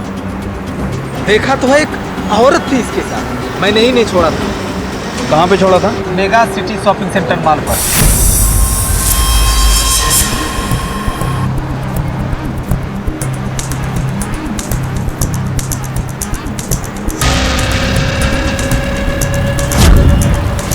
अच्छा, जो औरत थी उसकी शक्ल याद है? शक्ल तो याद नहीं है, लेकिन उसने बहुत अच्छे कपड़े पहने थे। स्केच तो बनवा सकते हो ना? थोड़ी मदद कर सकता हूँ। ठीक है। इस बच्ची के साथ एक औरत थी जो इस मॉल में आया था, तो जानते हो इसके बारे में?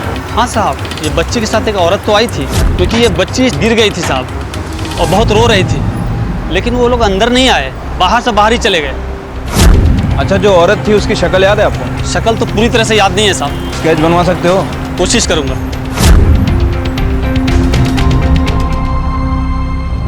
सर, तीनों से ही पूछताछ की है। तीनों ने जो डिटेल्स दी है उसके हिसाब से हमने स्केच मंगवाया। किसी और को पहचाना उन तीनों ने? नहीं सर। सर, नीलम, मीरा, क्षितिजा और रितु की मां श्रुति, इन सभी के फोटो दिखाए। इनमें से किसी को नहीं पहचाना। उनका कहना है कि ये औरत कोई और ही है। सर, बात करने पर ऐसा लग रहा था कि खुद भी कॉन्फिडेंस नहीं है। फिर उन्हें स्केच बनवाया। सर, मुझे नहीं लगता कि हमें इस स्केच से कुछ हासिल हो। आई नो गोखले, लेकिन इस वक्त हमारे पास कुछ भी नहीं है सिवाय इस स्केच के। एक काम करते हैं, सुलेखा सोसाइटी में चल के ये स्केच वेरीफाई करते हैं। क्या चालू है इधर? सब पता नहीं है कौन है, हमारी सोसाइटी में आके हम ही से काम छीन रही है। तूने ठेका ले रखा है इस सोसाइटी में काम करने का कि केवल तू ही काम करेगी? नहीं साहब, ऐसा नहीं है। इधर कैसा है कि सभी लोग हम ही लोग को काम पे रखते हैं। हम लोग इधर कितने सालों से काम कर रहे हैं, और अमन सर को अगर काम वाली चाहिए तो मेरे को बताते ना, कि पता नहीं कौन है ये। अमन, लेकिन अमन के उधर तो मीरा काम करती है ना। वही तो साहब, पता नहीं किधर है वो, 2-3 दिन से काम पे भी नहीं आई है। हम लोग को बोल के जाती तो ये घुसती नहीं ना। ठीक है अपना अपना काम करो, जाओ चलो जाओ जाओ जाओ। मुखले, ऋतु 2 दिन से गायब है और मीरा भी 3 दिन से नहीं है। ऋतु का गायब होना और मीरा का नहीं आना ये आपस में कनेक्टेड तो नहीं? Meera is very good. मैं तो सभी को कहता हूँ कि घर में बच्चे हो तो मीरा को ही रखे। मतलब जैसे सोसाइटी के लोग बताते हैं, मीरा को सोसाइटी के बच्चों से लगाव था, खास करके ऋतु से। हाँ सर। गोखले, अब तक हम सोच रहे थे कि कहीं ऋतु को कोई नुकसान न पहुंचाना चाहता हो, लेकिन कहीं ऐसा तो नहीं कि ऋतु को उसके माँ बाप से बचाने के लिए अगवा किया गया हो? सर मीरा के घर जाके पूछताछ करो, देखो क्या मिलता है। Okay sir.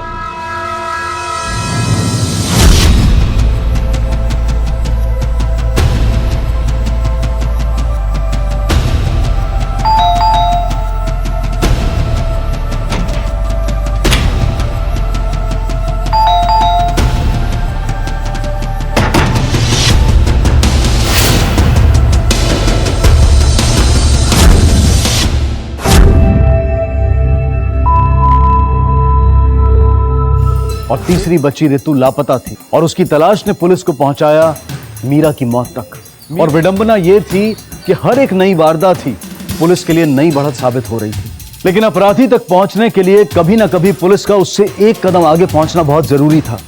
वक्त बहुत कम था और एक मासूम जान खतरे में थी, ऋतु की।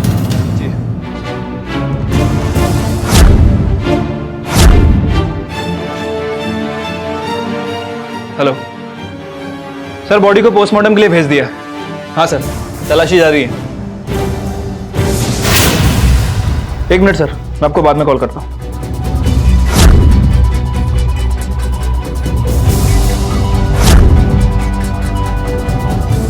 ऋतु सर, ये कुछ सामान मिला है। इसका मतलब ये हुआ कि ऋतु इसी घर में थी। फॉरेंसिक ले भेजो। ये स्कूल ड्रेस, ये जूते, कपड़े, किताबें, ये ऋतु के हैं? हाँ सर, लग तो ऋतु के ही रहे हैं। लग तो रहे हैं मतलब? मानता हूं कि तुम दोनों को ऋतु की कोई परवाह नहीं, उसकी चीजें ही पहचान लेते हैं। सर हम कोशिश कर रहे हैं सर आपकी मदद करने की। वो दिख रहा है। सर मीरा के बारे में पूछताछ कर एक ही बात सामने आई है कि वो ऋतु के काफी क्लोज थी, और सोसाइटी वाले भी ये बात मानते हैं। सर इस केस में ऋतु का गायब हो जाना, सर आई थिंक आपका अंदाजा सही था। मीरा ने ही ऋतु को गायब किया होगा उसके माँ बाप से बचाने के लिए।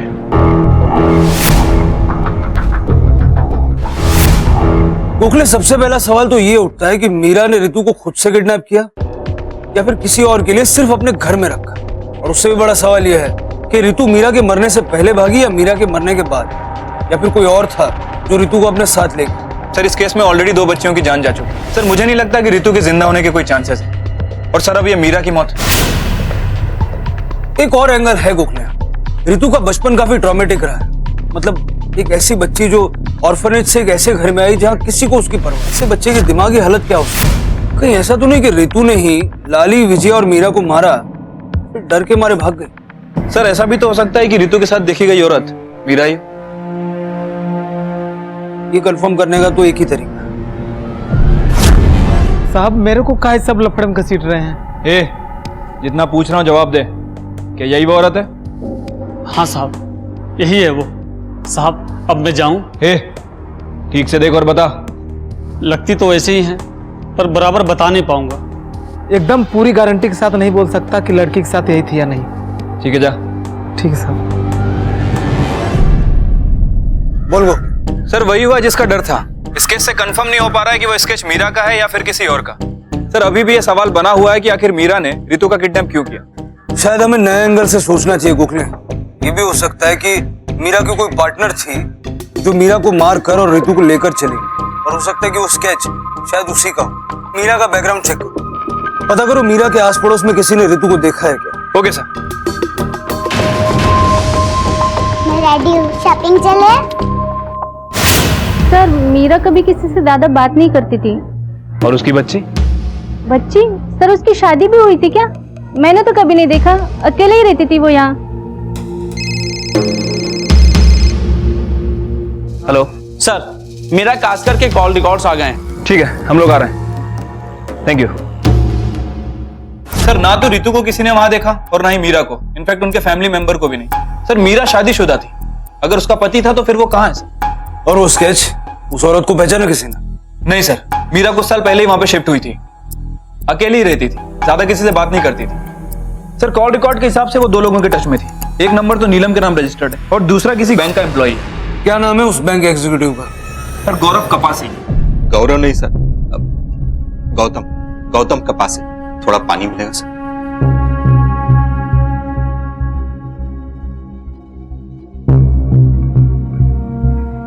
अब ठीक से बताओ क्या बोल रहे थे तुम? लोन मांग रही थी सर।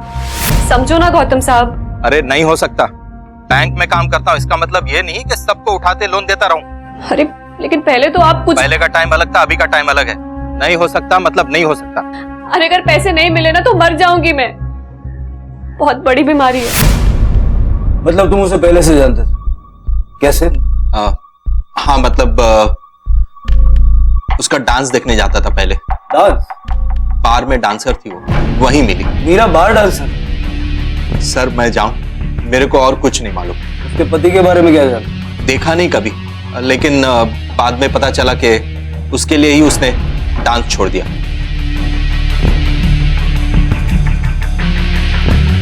जाओ। गोखले मीरा बार डांसर थी, उसका वास्ता गलत लोगों से, क्रिमिनल्स से रहा होगा। हो सकता है कि उसके लिंक्स चाइल्ड ट्रैफिकिंग करने वालों के साथ भी हो। सर आपको लगता है कि मीरा ने रितु को किडनैप किया होगा? पैसों के लिए? उसे इलाज के लिए पैसों की जरूरत थी। नहीं चाहिए, नहीं चाहिए। सर कहीं लाली और विजया मीरा के इस मोटी का शिकार तो नहीं हो गए? लेकिन सर फिर मीरा को किसने मारा होगा? मुगले हो सकता है कि मीरा के इरादों का किसी और को पता चल गया हो और उसने मीरा को मार के रितु को किडनैप किया हो।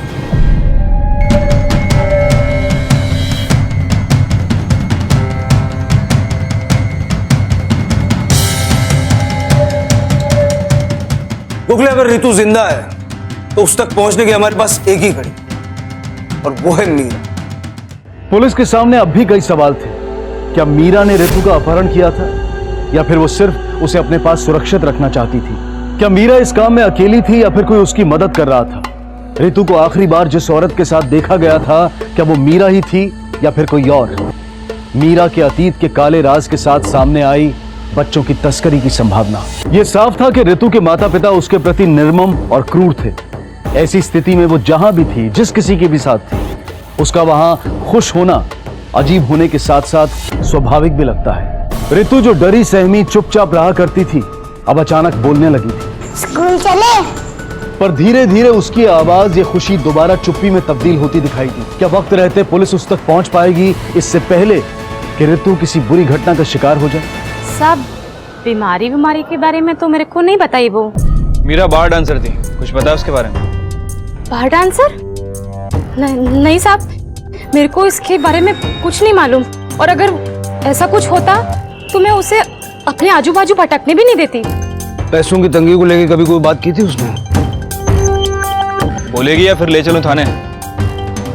वो सब एक बार वो मेरे को बोली पैसे के बारे में, लेकिन सब उसके बाद मेरे को नहीं मालूम साहब, बहुत समय हो गया। इसका मतलब मेरी विजय को मीरा ने मारा? वो मर गई, उसके पापों की सजा मिल गई उसे। विजू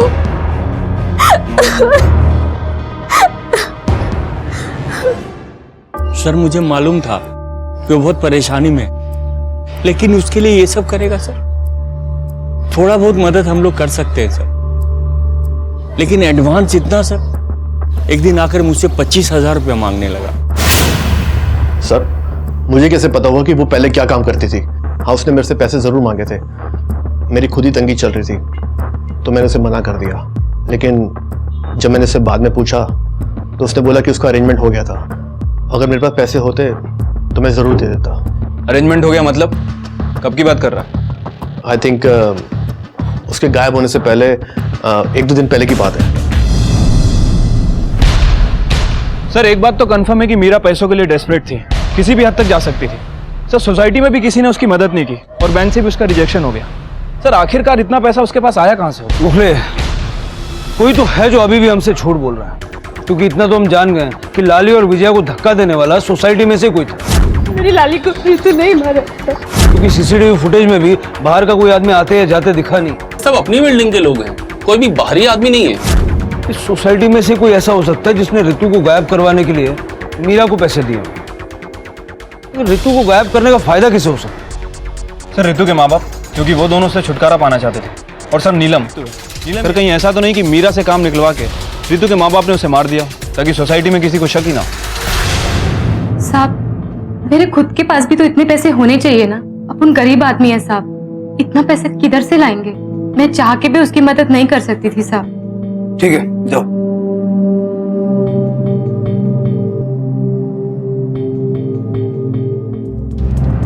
पूछताछ के दौरान हमें पता चला कि बहुत पहले मीरा तुम्हारे यहाँ काम करती थी। फिर एक झगड़ा हुआ बहुत बड़ा और तुमने उसे नौकरी से निकाल दिया। क्या हुआ? अगर यहाँ नहीं बताना तो लॉकअप में चल के पूछते। नहीं सर, बताते हैं। सर वो हमें ही ज्ञान देने लगी थी, हमारे पर्सनल मैटर में घुसने लगी थी। क्या पर्सनल मैटर्स? सर वो मीरा, उसे लगता था कि हम रितु के साथ कुछ ज्यादा ही सकते हैं। उसी की प्रॉब्लम है सर। रितु हमारी बेटी है ना, हम जैसे चाहे वैसे रखे उसे। 2 टके की नौकरानी, लात मार के निकाल दिया उसे।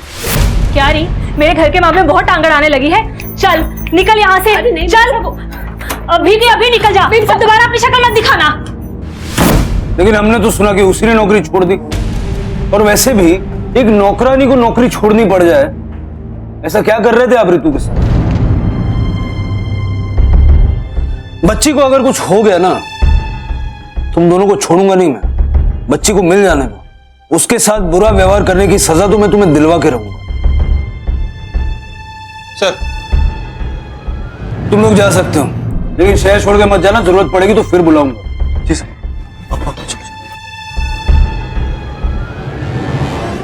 सर रितु के माँ बाप और नीलम सभी के बैंक स्टेटमेंट चेक किए।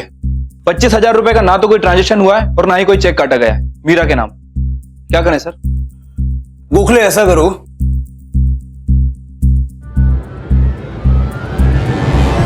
झूठ क्यों बोला तुम? नहीं साहब, मैं झूठ काहे को बोलेगी? जहां जहां तू काम करती है सभी जगह पूछताछ की हमने। हाँ सर, मैं जब काम पर से वापस आ रहा था तब मैंने देखा था नीलम मीरा को पैसे दे रही थी। देख नीलम, अब झूठ बोलने का कोई फायदा नहीं। हम जानते हैं कि तूने ही मीरा को पैसे दिए ताकि रितु को किडनैप करवा के तू लाली के मर्डर का बदला ले सके। तुझे पूरा विश्वास है कि रितु ने ही लाली को मारा था, है ना? नहीं साहब, मैंने ऐसा कुछ भी नहीं किया है। मैं ये सब काहे को करेगी? मेरे को जाने दो साहब, मेरे को कुछ नहीं। ऐसे सच नहीं बताएगी तू। नहीं साहब, मीरा को पैसे क्यों दिए थे? बताती हूँ साहब, मैंने पैसे दिए साहब, लेकिन रितु को नुकसान पहुंचाने के लिए नहीं साहब, अपनी बेटी लाली को बचाने के लिए। ये सारी चीजें किशोर की वजह से हुई। बोल कर सारे पैसे दारू में उड़ा देता।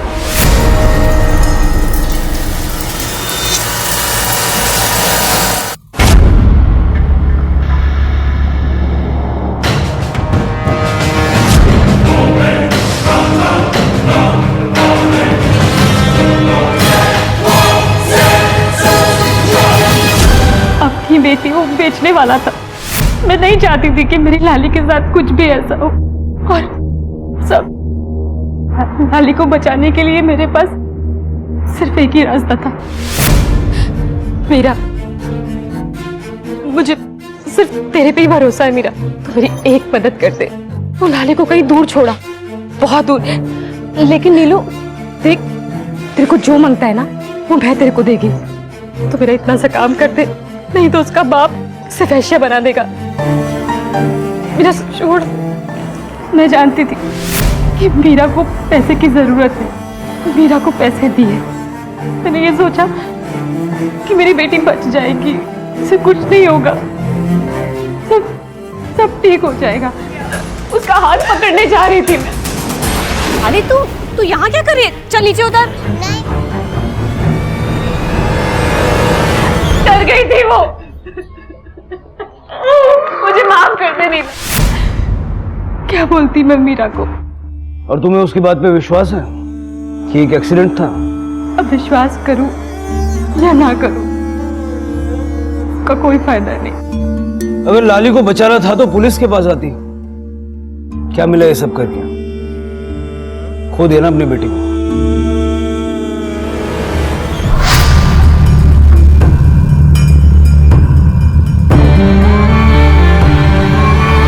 Sir I am sure Meera ने नीलम से झूठ बोला।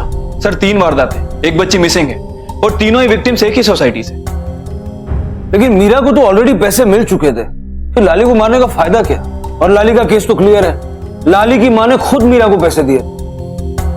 लेकिन ये रितु और विजया, इनका क्या? सर मीरा कास्कर की पोस्टमार्टम रिपोर्ट। ठीक है तुम जाओ जी। सर बायोनेट संगीन तो बंदूक के आगे लगी होती। वो तो या किसी मिलिट्री वाले के पास हो सकती है या किसी पुलिस वाले के पास। सर रिपोर्ट के हिसाब से ना तो उसे कोई बीमारी थी और ना ही बॉडी में कोई दवाई का अंश मिला है, ना ही कोई फिंगरप्रिंट है और ना ही कोई सेक्सुअल असोल्ट। गोखले इसका मतलब साफ है, अगर पोस्टमार्टम रिपोर्ट के हिसाब से उसे कोई बीमारी नहीं थी तो जो इलाज के लिए पैसे उसे चाहिए थे वो अपने इलाज के लिए नहीं, किसी और के इलाज के लिए। लोन मांग रही थी सर। मदद कर दो ना मेरी। अरे अगर पैसे नहीं मिले ना तो मर जाऊंगी मैं। बहुत बड़ी बीमारी है। थोड़ा बहुत मदद हम लोग कर सकते हैं सर, लेकिन एडवांस इतना सर, एक दिन आकर मुझसे 25,000 रुपया मांगने लगा। जरा पता करो उसका किसी मिलिट्री वाले या पुलिस वाले से कोई कनेक्शन था, उसके डांस बार जाके भी पता करना पड़ेगा। Okay sir.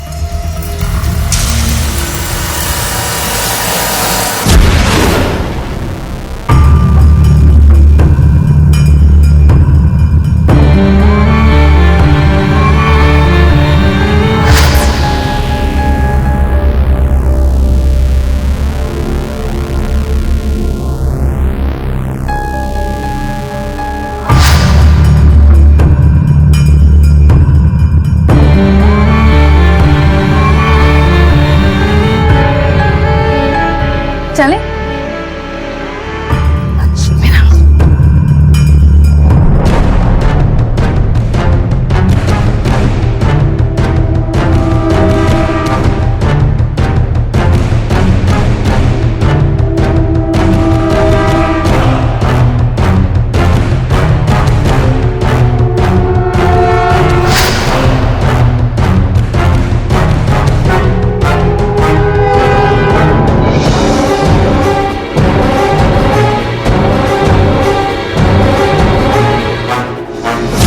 कुछ है ठंडा या गरम? ये ठंडा गरम छोड़, ये लड़की के बारे में बता। ये तो साहब चंदा है। साहब बार डांसर्स के ज्यादातर 2 नाम होते हैं, एक बार के अंदर और दूसरा बार के बाहर। इसको हम लोग चंदा ही बुलाते थे। इधर ही काम करती थी साहब, अच्छी लड़की थी और कई लोग इसके ऊपर फिदा थे।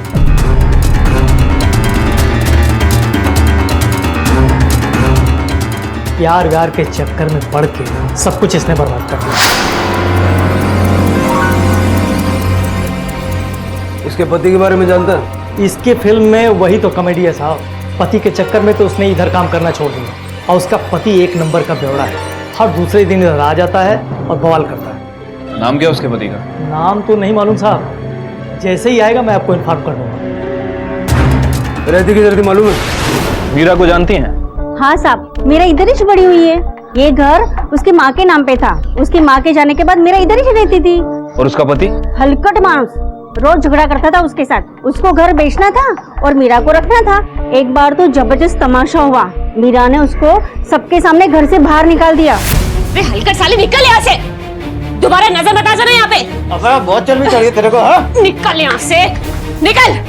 अरे चल चल, बहुत जगह तेरे। अरे जा जा, तू जा यहाँ से, हट। देख लूंगा तेरे को। तब तक मीरा भी कहीं चली गई और ये घर बंद पड़ा है साहब। मीरा के पति का नाम क्या था? उसकी शक्ल याद है आपको? साहब सुनील साहब, सुनील नाम था।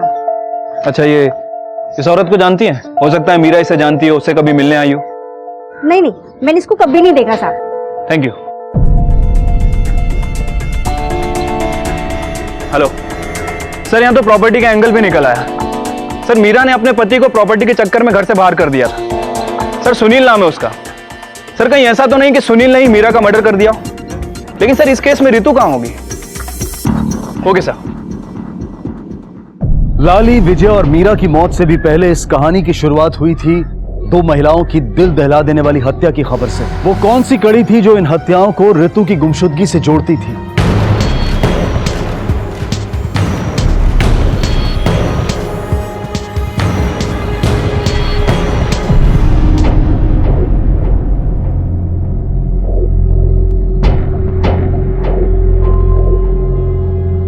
कदम सर, ये अपना मलाड जुरिडिक्शन में एक मर्डर केस इन्वेस्टिगेट हो रहा है। विक्टिम का नाम मीरा कास्कर है। केस डिटेल्स निकालो, पता करो कि केस कौन हैंडल कर रहा है। Okay sir. क्या मीरा की हत्या के पीछे उसी के पति का हाथ था? हलकट मानुस, रोज झगड़ा करता था उसके साथ। क्या रितु भी बदकिस्मती से इसी गुनाह की गवाह बन गई थी, या फिर उसकी गुमशुदगी के पीछे उसका अपना परिवार जिम्मेदार था?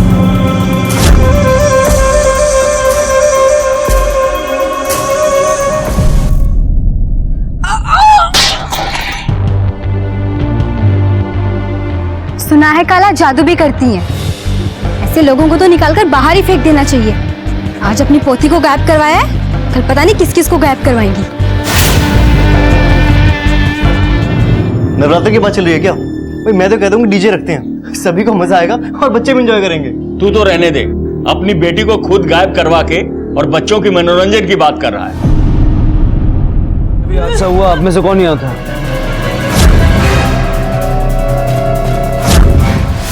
हाँ मैं। तू कौन है रे?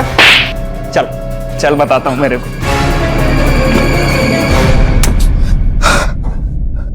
रितु का? कौन रितु साहब? वही रितु जो सुलेखा सोसाइटी में रहती है, 8 साल की बच्ची। इसका किडनैप किया है तूने। बोल कहाँ है? मैंने किडनैप? तब मैं तो जानता भी नहीं उसको। लाली और विजय को किडनैप करने में कामयाब नहीं, लेकिन रितु को तूने उठाया। कहाँ है रितु? सोसाइटी पे रहकर पुलिस इन्वेस्टिगेशन पे नजर रख रहा है। होशियार समझता अपने आप को? बोल। यहाँ तक कि मीरा के मरने के बाद उसकी लाश लेने तक नहीं। क्या रे, इतनी नफरत करता है अपनी बीवी से कि उसकी लाश लेने भी नहीं आया? मारो मेरे को। बर्बाद कर दिया साहब मैंने उसका लाइफ, बर्बाद कर दिया।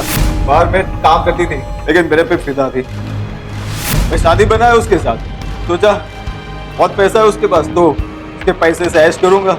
लेकिन शादी के बाद वो बोली तो कोई डांस बांस नहीं करने का है, किसी का घर का झाड़ू पोछा कर लूंगी, लेकिन पराये मर्द के साथ उसके सामने डांस नहीं करूंगी साहब। ये तो मेरा इंटरेस्ट ही उसमें से खत्म हो गया। देखो, मैं अच्छी तरह पता है कि चौल का घर मीरा के नाम था और तू उस घर को बेचना चाहता था। जब मीरा नहीं मानी तो तूने उसे मार दिया। बोल, मारा या नहीं? नहीं साहब, तब मैंने उसको नहीं मारा। मानता हूँ कि मैं जुआरी हूँ, लड़कीबाजी करता हूँ, लेकिन खूनबीन नहीं साहब। सब मैं और मीरा तो एक साथ रहते भी नहीं थे, एक ही बिल्डिंग में काम करते थे, लेकिन एक दूसरे से बोलना भी नहीं होता था। वो अपने काम में और मैं अपने काम में। और रही बात बच्चों को मारने की, तब बच्चों को काहे को मैं मारूंगा? और मीरा, तुझे क्या लगता है मीरा लाली और विजय को मार सकती है या रितु को किडनैप कर सकती है? नहीं साहब, मीरा को तो बच्चों से बहुत ही लगाव था। वो काहे को? हाँ साहब, उसका एक भाई है। अरे वो पागल साहब, उसके इलाज के लिए मीरा कुछ भी कर सकती थी। भाई कौन? भाई तो मालूम होगा साहब आपको, उससे आप मिले भी होंगे। कहाँ? वही सोसाइटी में। अब वही तो काम करता है वो। साहब, किसी ने कुछ पूछा इसलिए तो मैं क्या बोलता। तो वैसे भी मीरा ने मेरे को मना किया था ज्यादा बात करने का करके। वो सब लोग मेरे को पागल पागल बोलते हैं। मीरा बहुत प्यार करती थी मेरे को। इतना ही प्यार था, बहन की बॉडी लेने क्यों नहीं? मेरे को किसी ने कुछ बोला ही नहीं। वैसे भी हम लोग का झगड़ा हो रखा था। नहीं ऐसा तो नहीं कि गुस्से और पागलपन में आकर तूने ही मीरा को मार दिया। मैं क्यों मारूंगा उसको? उसके सिवा मेरा था ही कौन? कोई नहीं था। क्या लगता है सर, ये नरेश सच बोल रहा है? लग तो ये रहा है, लेकिन दोनों पे नजर रखो। मुगले कमाल की बात है, मीरा, उसका पति और उसका भाई इतने टाइम से एक ही सोसाइटी में काम कर रहे थे, किसी को भनक तक नहीं लगी। सर, मुझे तो इस सुनील पर ही शक है, क्योंकि प्रॉपर्टी अभी भी मीरा और नरेश के नाम रजिस्टर्ड है। सुनील ने मीरा से प्रॉपर्टी के चक्कर में शादी की थी और नरेश की दिमागी हालत सही नहीं। सर, इस केस में अगर मीरा कहीं गायब हो जाती है या फिर उसका कहीं मर्डर हो जाता है तो प्रॉपर्टी ऑटोमेटिकली सुनील के हाथ चली जाएगी, क्योंकि वो अभी भी उसका पति है, उन दोनों के बीच डाइवोर्स नहीं हुआ। अगर सुनील ने मीरा को मारा तो रितु कहाँ? सुनील ने रितु को बेच तो नहीं दिया। काम करो, दोनों के घर का सर्च वारंट निकलवा और कोना कोना छानना, और दोनों के कॉल रिकॉर्ड्स भी निकलवा। Okay sir.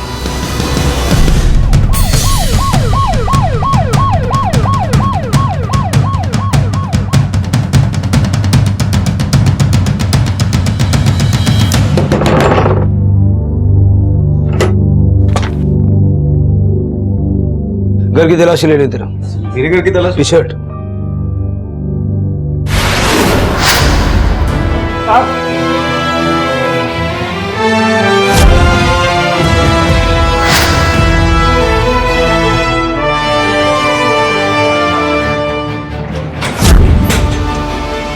खुशमिला? नहीं सर। मात्रे को बोलो उसके घर जाके समझाए। सर सुनील के कॉल रिकॉर्ड के हिसाब से सुनील सच बोल रहा था, वो मीरा के कांटेक्ट में नहीं था। लेकिन सर एक नया नंबर सामने आया। सुनील अक्सर इससे बातें किया करता था, किसी सोना के नाम रजिस्टर्ड है। कौन है ये सोना? सर इसके बारे में तो कुछ ज्यादा पता नहीं है, मैं इसकी डिटेल्स निकलवा रहा हूँ। उखले कहीं ये सोना वो स्केच वाली औरत तो नहीं है? अब तक हम सोच रहे थे कि वो स्केच वाली औरत मीरा की पार्टनर है। ये भी तो हो सकता है कि शायद सुनील इससे मिला हुआ हो। उखले इस सोना को ढूंढना होगा, क्योंकि अगर ये सोना स्केच वाली औरत है और सुनील इससे मिला हुआ है तो इट इज क्वाइट पॉसिबल कि सुनील ने अब तक उसे अलर्ट कर दिया होगा। स्विफ्ट एक्शन लो गोखले। Okay sir. सर आपने जो बोला था दहिसर ईस्ट वाली मीरा कास्कर के बारे में, ये है उसकी पोस्टमार्टम रिपोर्ट।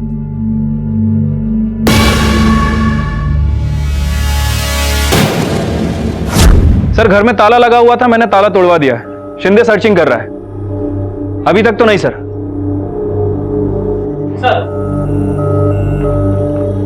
सर अंदर कुछ नहीं मिला। सर मैं आपको बाद में कॉल करता हूँ। एक मिनट सुनना, आप दोनों यहीं रहते हैं? हाँ साहब। अच्छा, इस औरत को जानती हैं? हाँ साहब, यही सोना है। तुम्हें पक्का यकीन है यही सोना है? अरे साहब यहीं पे रहती है। पहचानूंगी नहीं क्या? सिर्फ सिंदूर लगाती थी। सिंदूर? शादीशुदा थी क्या? नहीं साहब, मतलब मालूम नहीं, उसके पति को कभी देखा नहीं। उसके पास तो अलग अलग आदमी आते थे। साहब बार में नाचती थी वो। अच्छा, ये सोना कौन से बार में काम करती थी? रूबी रोज डांस बार। ठीक है साहब, काम तो यही करती है, लेकिन 3-4 दिन से दिखी नहीं और फोन भी नहीं लग रहा है। इसके घर में भी ताला लगा और यहाँ भी किसी को कुछ नहीं पता। खैर, इस आदमी के बारे में कुछ पता है? ये सोना के पीछे बहुत चक्कर काटता है, लेकिन जब से वो गायब है ये दिखा ही नहीं। सोना और इसका कोई चक्कर वक्कर था? कस्टमर और डांसर के बीच में क्या चलता है हमको क्या मालूम। ठीक है शिंदे, लेकर आओ इस सुनील को, हम लॉकअप में सच उगलवाते हैं। Yes sir.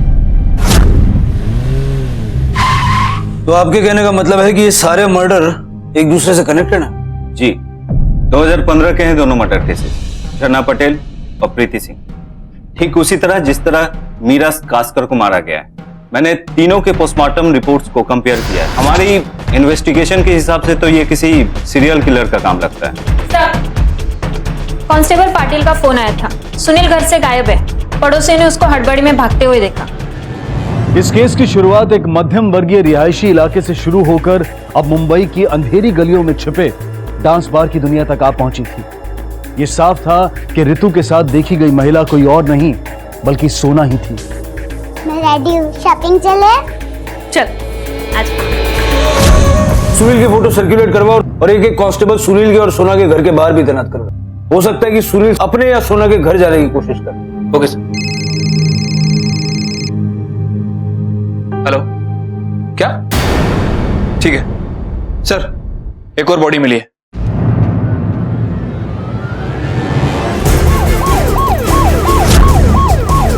किधर है?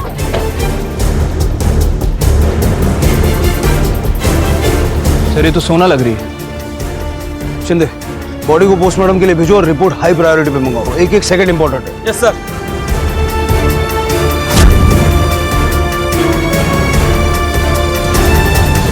सर रितु को आखिरी बार सोना के साथ देखा गया था और सोना अब रही नहीं। सर कहीं ऐसा तो नहीं कि सुनील नहीं सोना को? गोखले, अब तक मिले सबूतों के हिसाब से तो सुनील ही वो सीरियल किलर है जिसे हम ढूंढ रहे हैं। हो सकता है कि सुनील के कहने पर ही सोना ने रितु को अपने पास रखा हो और अपना मतलब निकल जाने पे सुनील ने सोना को मार दिया और रितु को लेकर फरार हो गया। सर अगर रितु जिंदा हुई तो सुनील का अगला टारगेट हो सकती है। You right. इससे पहले कि सुनील किसी और को नुकसान पहुंचा पाए हमें उसे दबोचना होगा। सुनील को हाई प्रायोरिटी पे ट्रेस करो। Okay sir.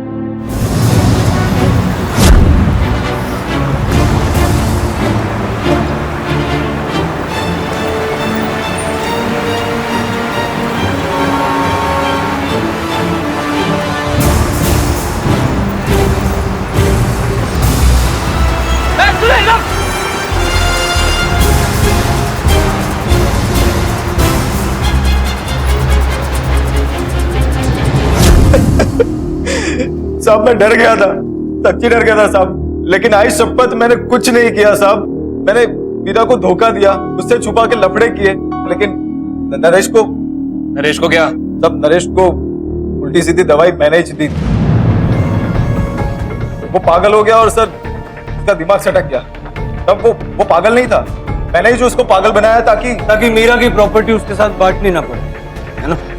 उसके बाद मीरा को भी मार डाल। नहीं साहब, तब मैंने कुछ नहीं किया, तब मैंने जो किया मैं सब बता दिया, इसके अलावा और मैंने और कुछ नहीं किया साहब। कहानी सुनाना बंद कर, समझा? सोना के साथ क्या चक्कर था तेरा? पार्टनर थे ना तुम दोनों, मार दिया ना तूने उसे? सोना को मैंने नहीं मारा साहब। और पार्टनर सब वो मेरी पार्टनर नहीं थी सर, वो तो मुझे भाव भी नहीं देती थी। नफरत करती थी तो फोन पर इतनी बातें क्यों करता था उसके साथ? बोल। तब उसका नंबर मुझे एक बाउंसर से मिला था, मैं एक्टिंग कर रहा था साहब दिल्ली की एक पार्टी बन के, उसको भी इंटरेस्ट था तो वो भी बात कर रही थी। तब वो मुझसे मिलना चाहती थी, मैं मिलता तो सच्चाई सामने आ जाती, इसलिए मैं टाल रहा था। हेलो, क्या? ठीक है चल। सब ये लड़का देखे गया था स्टूडियो से, मैं सोची सोना आएगी तो मैं दे दूंगी। तुमने खोला था इसे? वो छोड़ो ना साहब, यही है उसका बॉयफ्रेंड। ठीक है आप जाओ।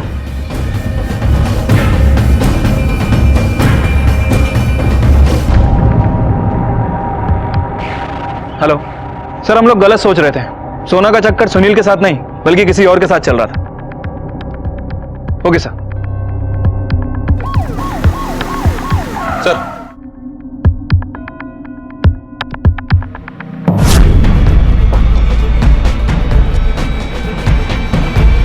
बोलो उसको पकड़ो।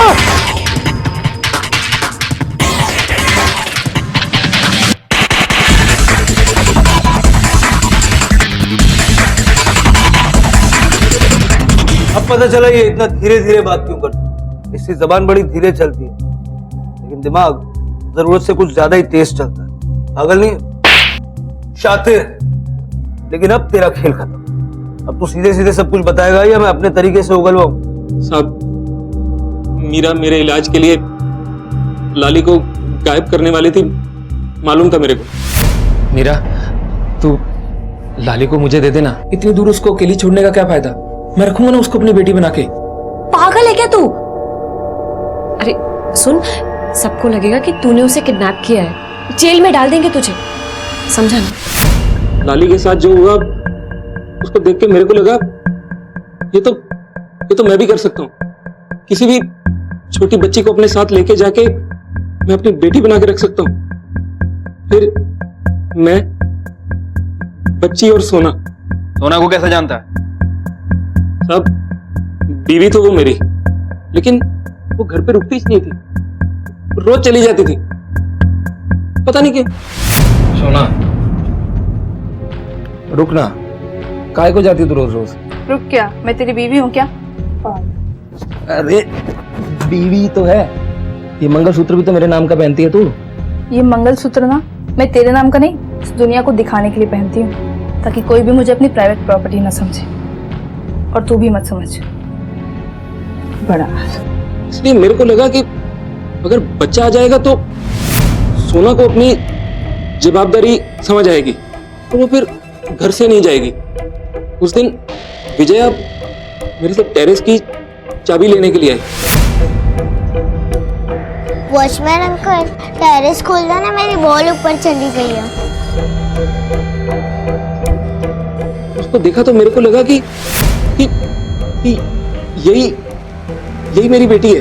इसको अपने साथ लेके जाऊंगा और अपनी बेटी बना के रखूंगा, और मैं वो और सोना एक साथ मस्त फैमिली की तरह रहेंगे। लेकिन वो नहीं मानी। बेटा तू मेरी बेटी बनेगी ना? हाँ, और मैं तेरा पप्पा, सोना तेरी मम्मी। बेटा मस्त फैमिली के जैसे रहेंगे, बहुत मजा करेंगे। मैं पापा को आपके बारे में सब कुछ बता दूंगी। नहीं बेटा, लाली के जैसे विजय को भी रितु बेचारी, उसके माँ बाप को उसकी पड़ीच नहीं थी। मुझे लगा इसको मैं बहुत प्यार दूंगा, बहुत। आजा बेटा, चल बेटा।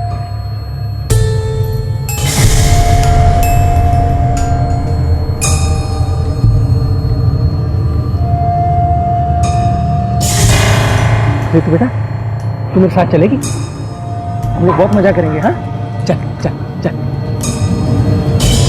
लेकिन मीरा को प्रॉब्लम थी मेरी खुशी से। फंस जाएगा तू दादा, मत कर ये पागलपन। ये सब तेरी बीमारी की वजह से हो रहा है। तू समझ क्यों नहीं रहा? ना ही रितु तेरी बेटी है और ना ही सोना तेरी पत्नी। ये सब तेरी बीमार दिमाग की उपज है। रितु तू मेरे साथ चल। रितु तू अंदर चल बेटा। मेरी फैमिली तोड़ रही थी,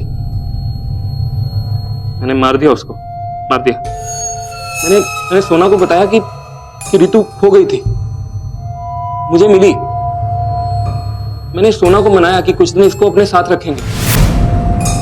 हम लोगों ने बहुत मस्ती की, बहुत मस्ती की, एकदम फैमिली के जैसे रहे। अरे लेकिन कब तक? खेल खेल में ठीक है, चलता है। वो तेरी बेटी नहीं है, उसको उसके घर वाले ढूंढ रहे होंगे। सुन, उसको पुलिस के पास लेके चलते। कब तक तू उसको अपने पास रखेगा? कैसी माँ है तू?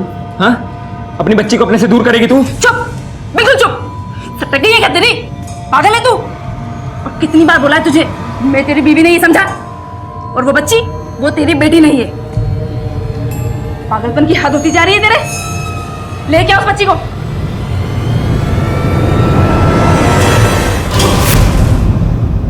बायोनेट कहां से आया तेरे पास? गार्ड की नौकरी से पहले मैं एंटीक शॉप पे काम करता था, वहीं से चुराया था।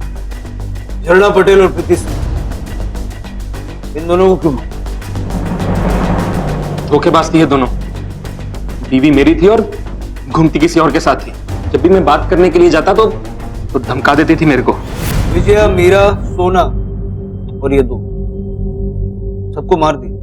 अरे तेरा वहम है ये, इनमें से कोई तेरी बीवी नहीं थी। सुनील ने खुद हमें बताया, उसने धोखे से तुझे गलत दवाइयां खिला दी और जिसके चलते तेरी ये दिमागी हालत है। तू ये बता, रितु का है? रितु!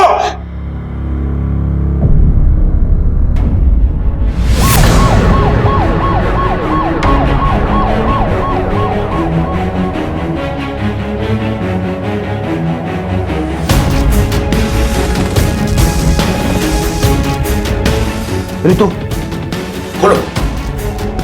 रितु,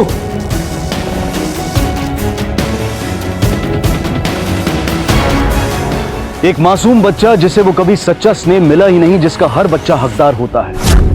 जरूरत, चाहत और जुनून, इन सब में वाकई बहुत बड़ा फर्क होता है। जहां एक तरफ अपने परिवार की चाह में नरेश ने सब कुछ तबाह कर दिया था, वहीं दूसरी तरफ अमन, जिसे कदम कदम पर आलोचना सहनी पड़ी, असल में एक शरीफ और संवेदनशील व्यक्ति साबित हुआ। अमन और उसकी पत्नी, जो अपना बच्चा खोने के बाद एक दूसरे से अलग हो गए थे, आज दोनों एक साथ खड़े थे रितु को कानूनी तौर पर गोद लेने के लिए। शायद यही विधि का विधान था। रितु को वो निष्पक्ष स्नेह मिला जिसकी वो हकदार थी। अब मैं अनूप सोनी आपसे विदा लेता हूं, फिर मुलाकात होगी अगले एपिसोड में एक और चौंका देने वाले केस के साथ। तब तक अपना और अपने परिवार का ख्याल रखें और देखते रहें क्राइम पेट्रोल डायल 100। सबक एक को, सीख हम सबको। जय हिंद। इस तरह के और भी एपिसोड देखने के लिए हमारे चैनल को सब्सक्राइब करें और बेल आइकन दबाना ना भूलें।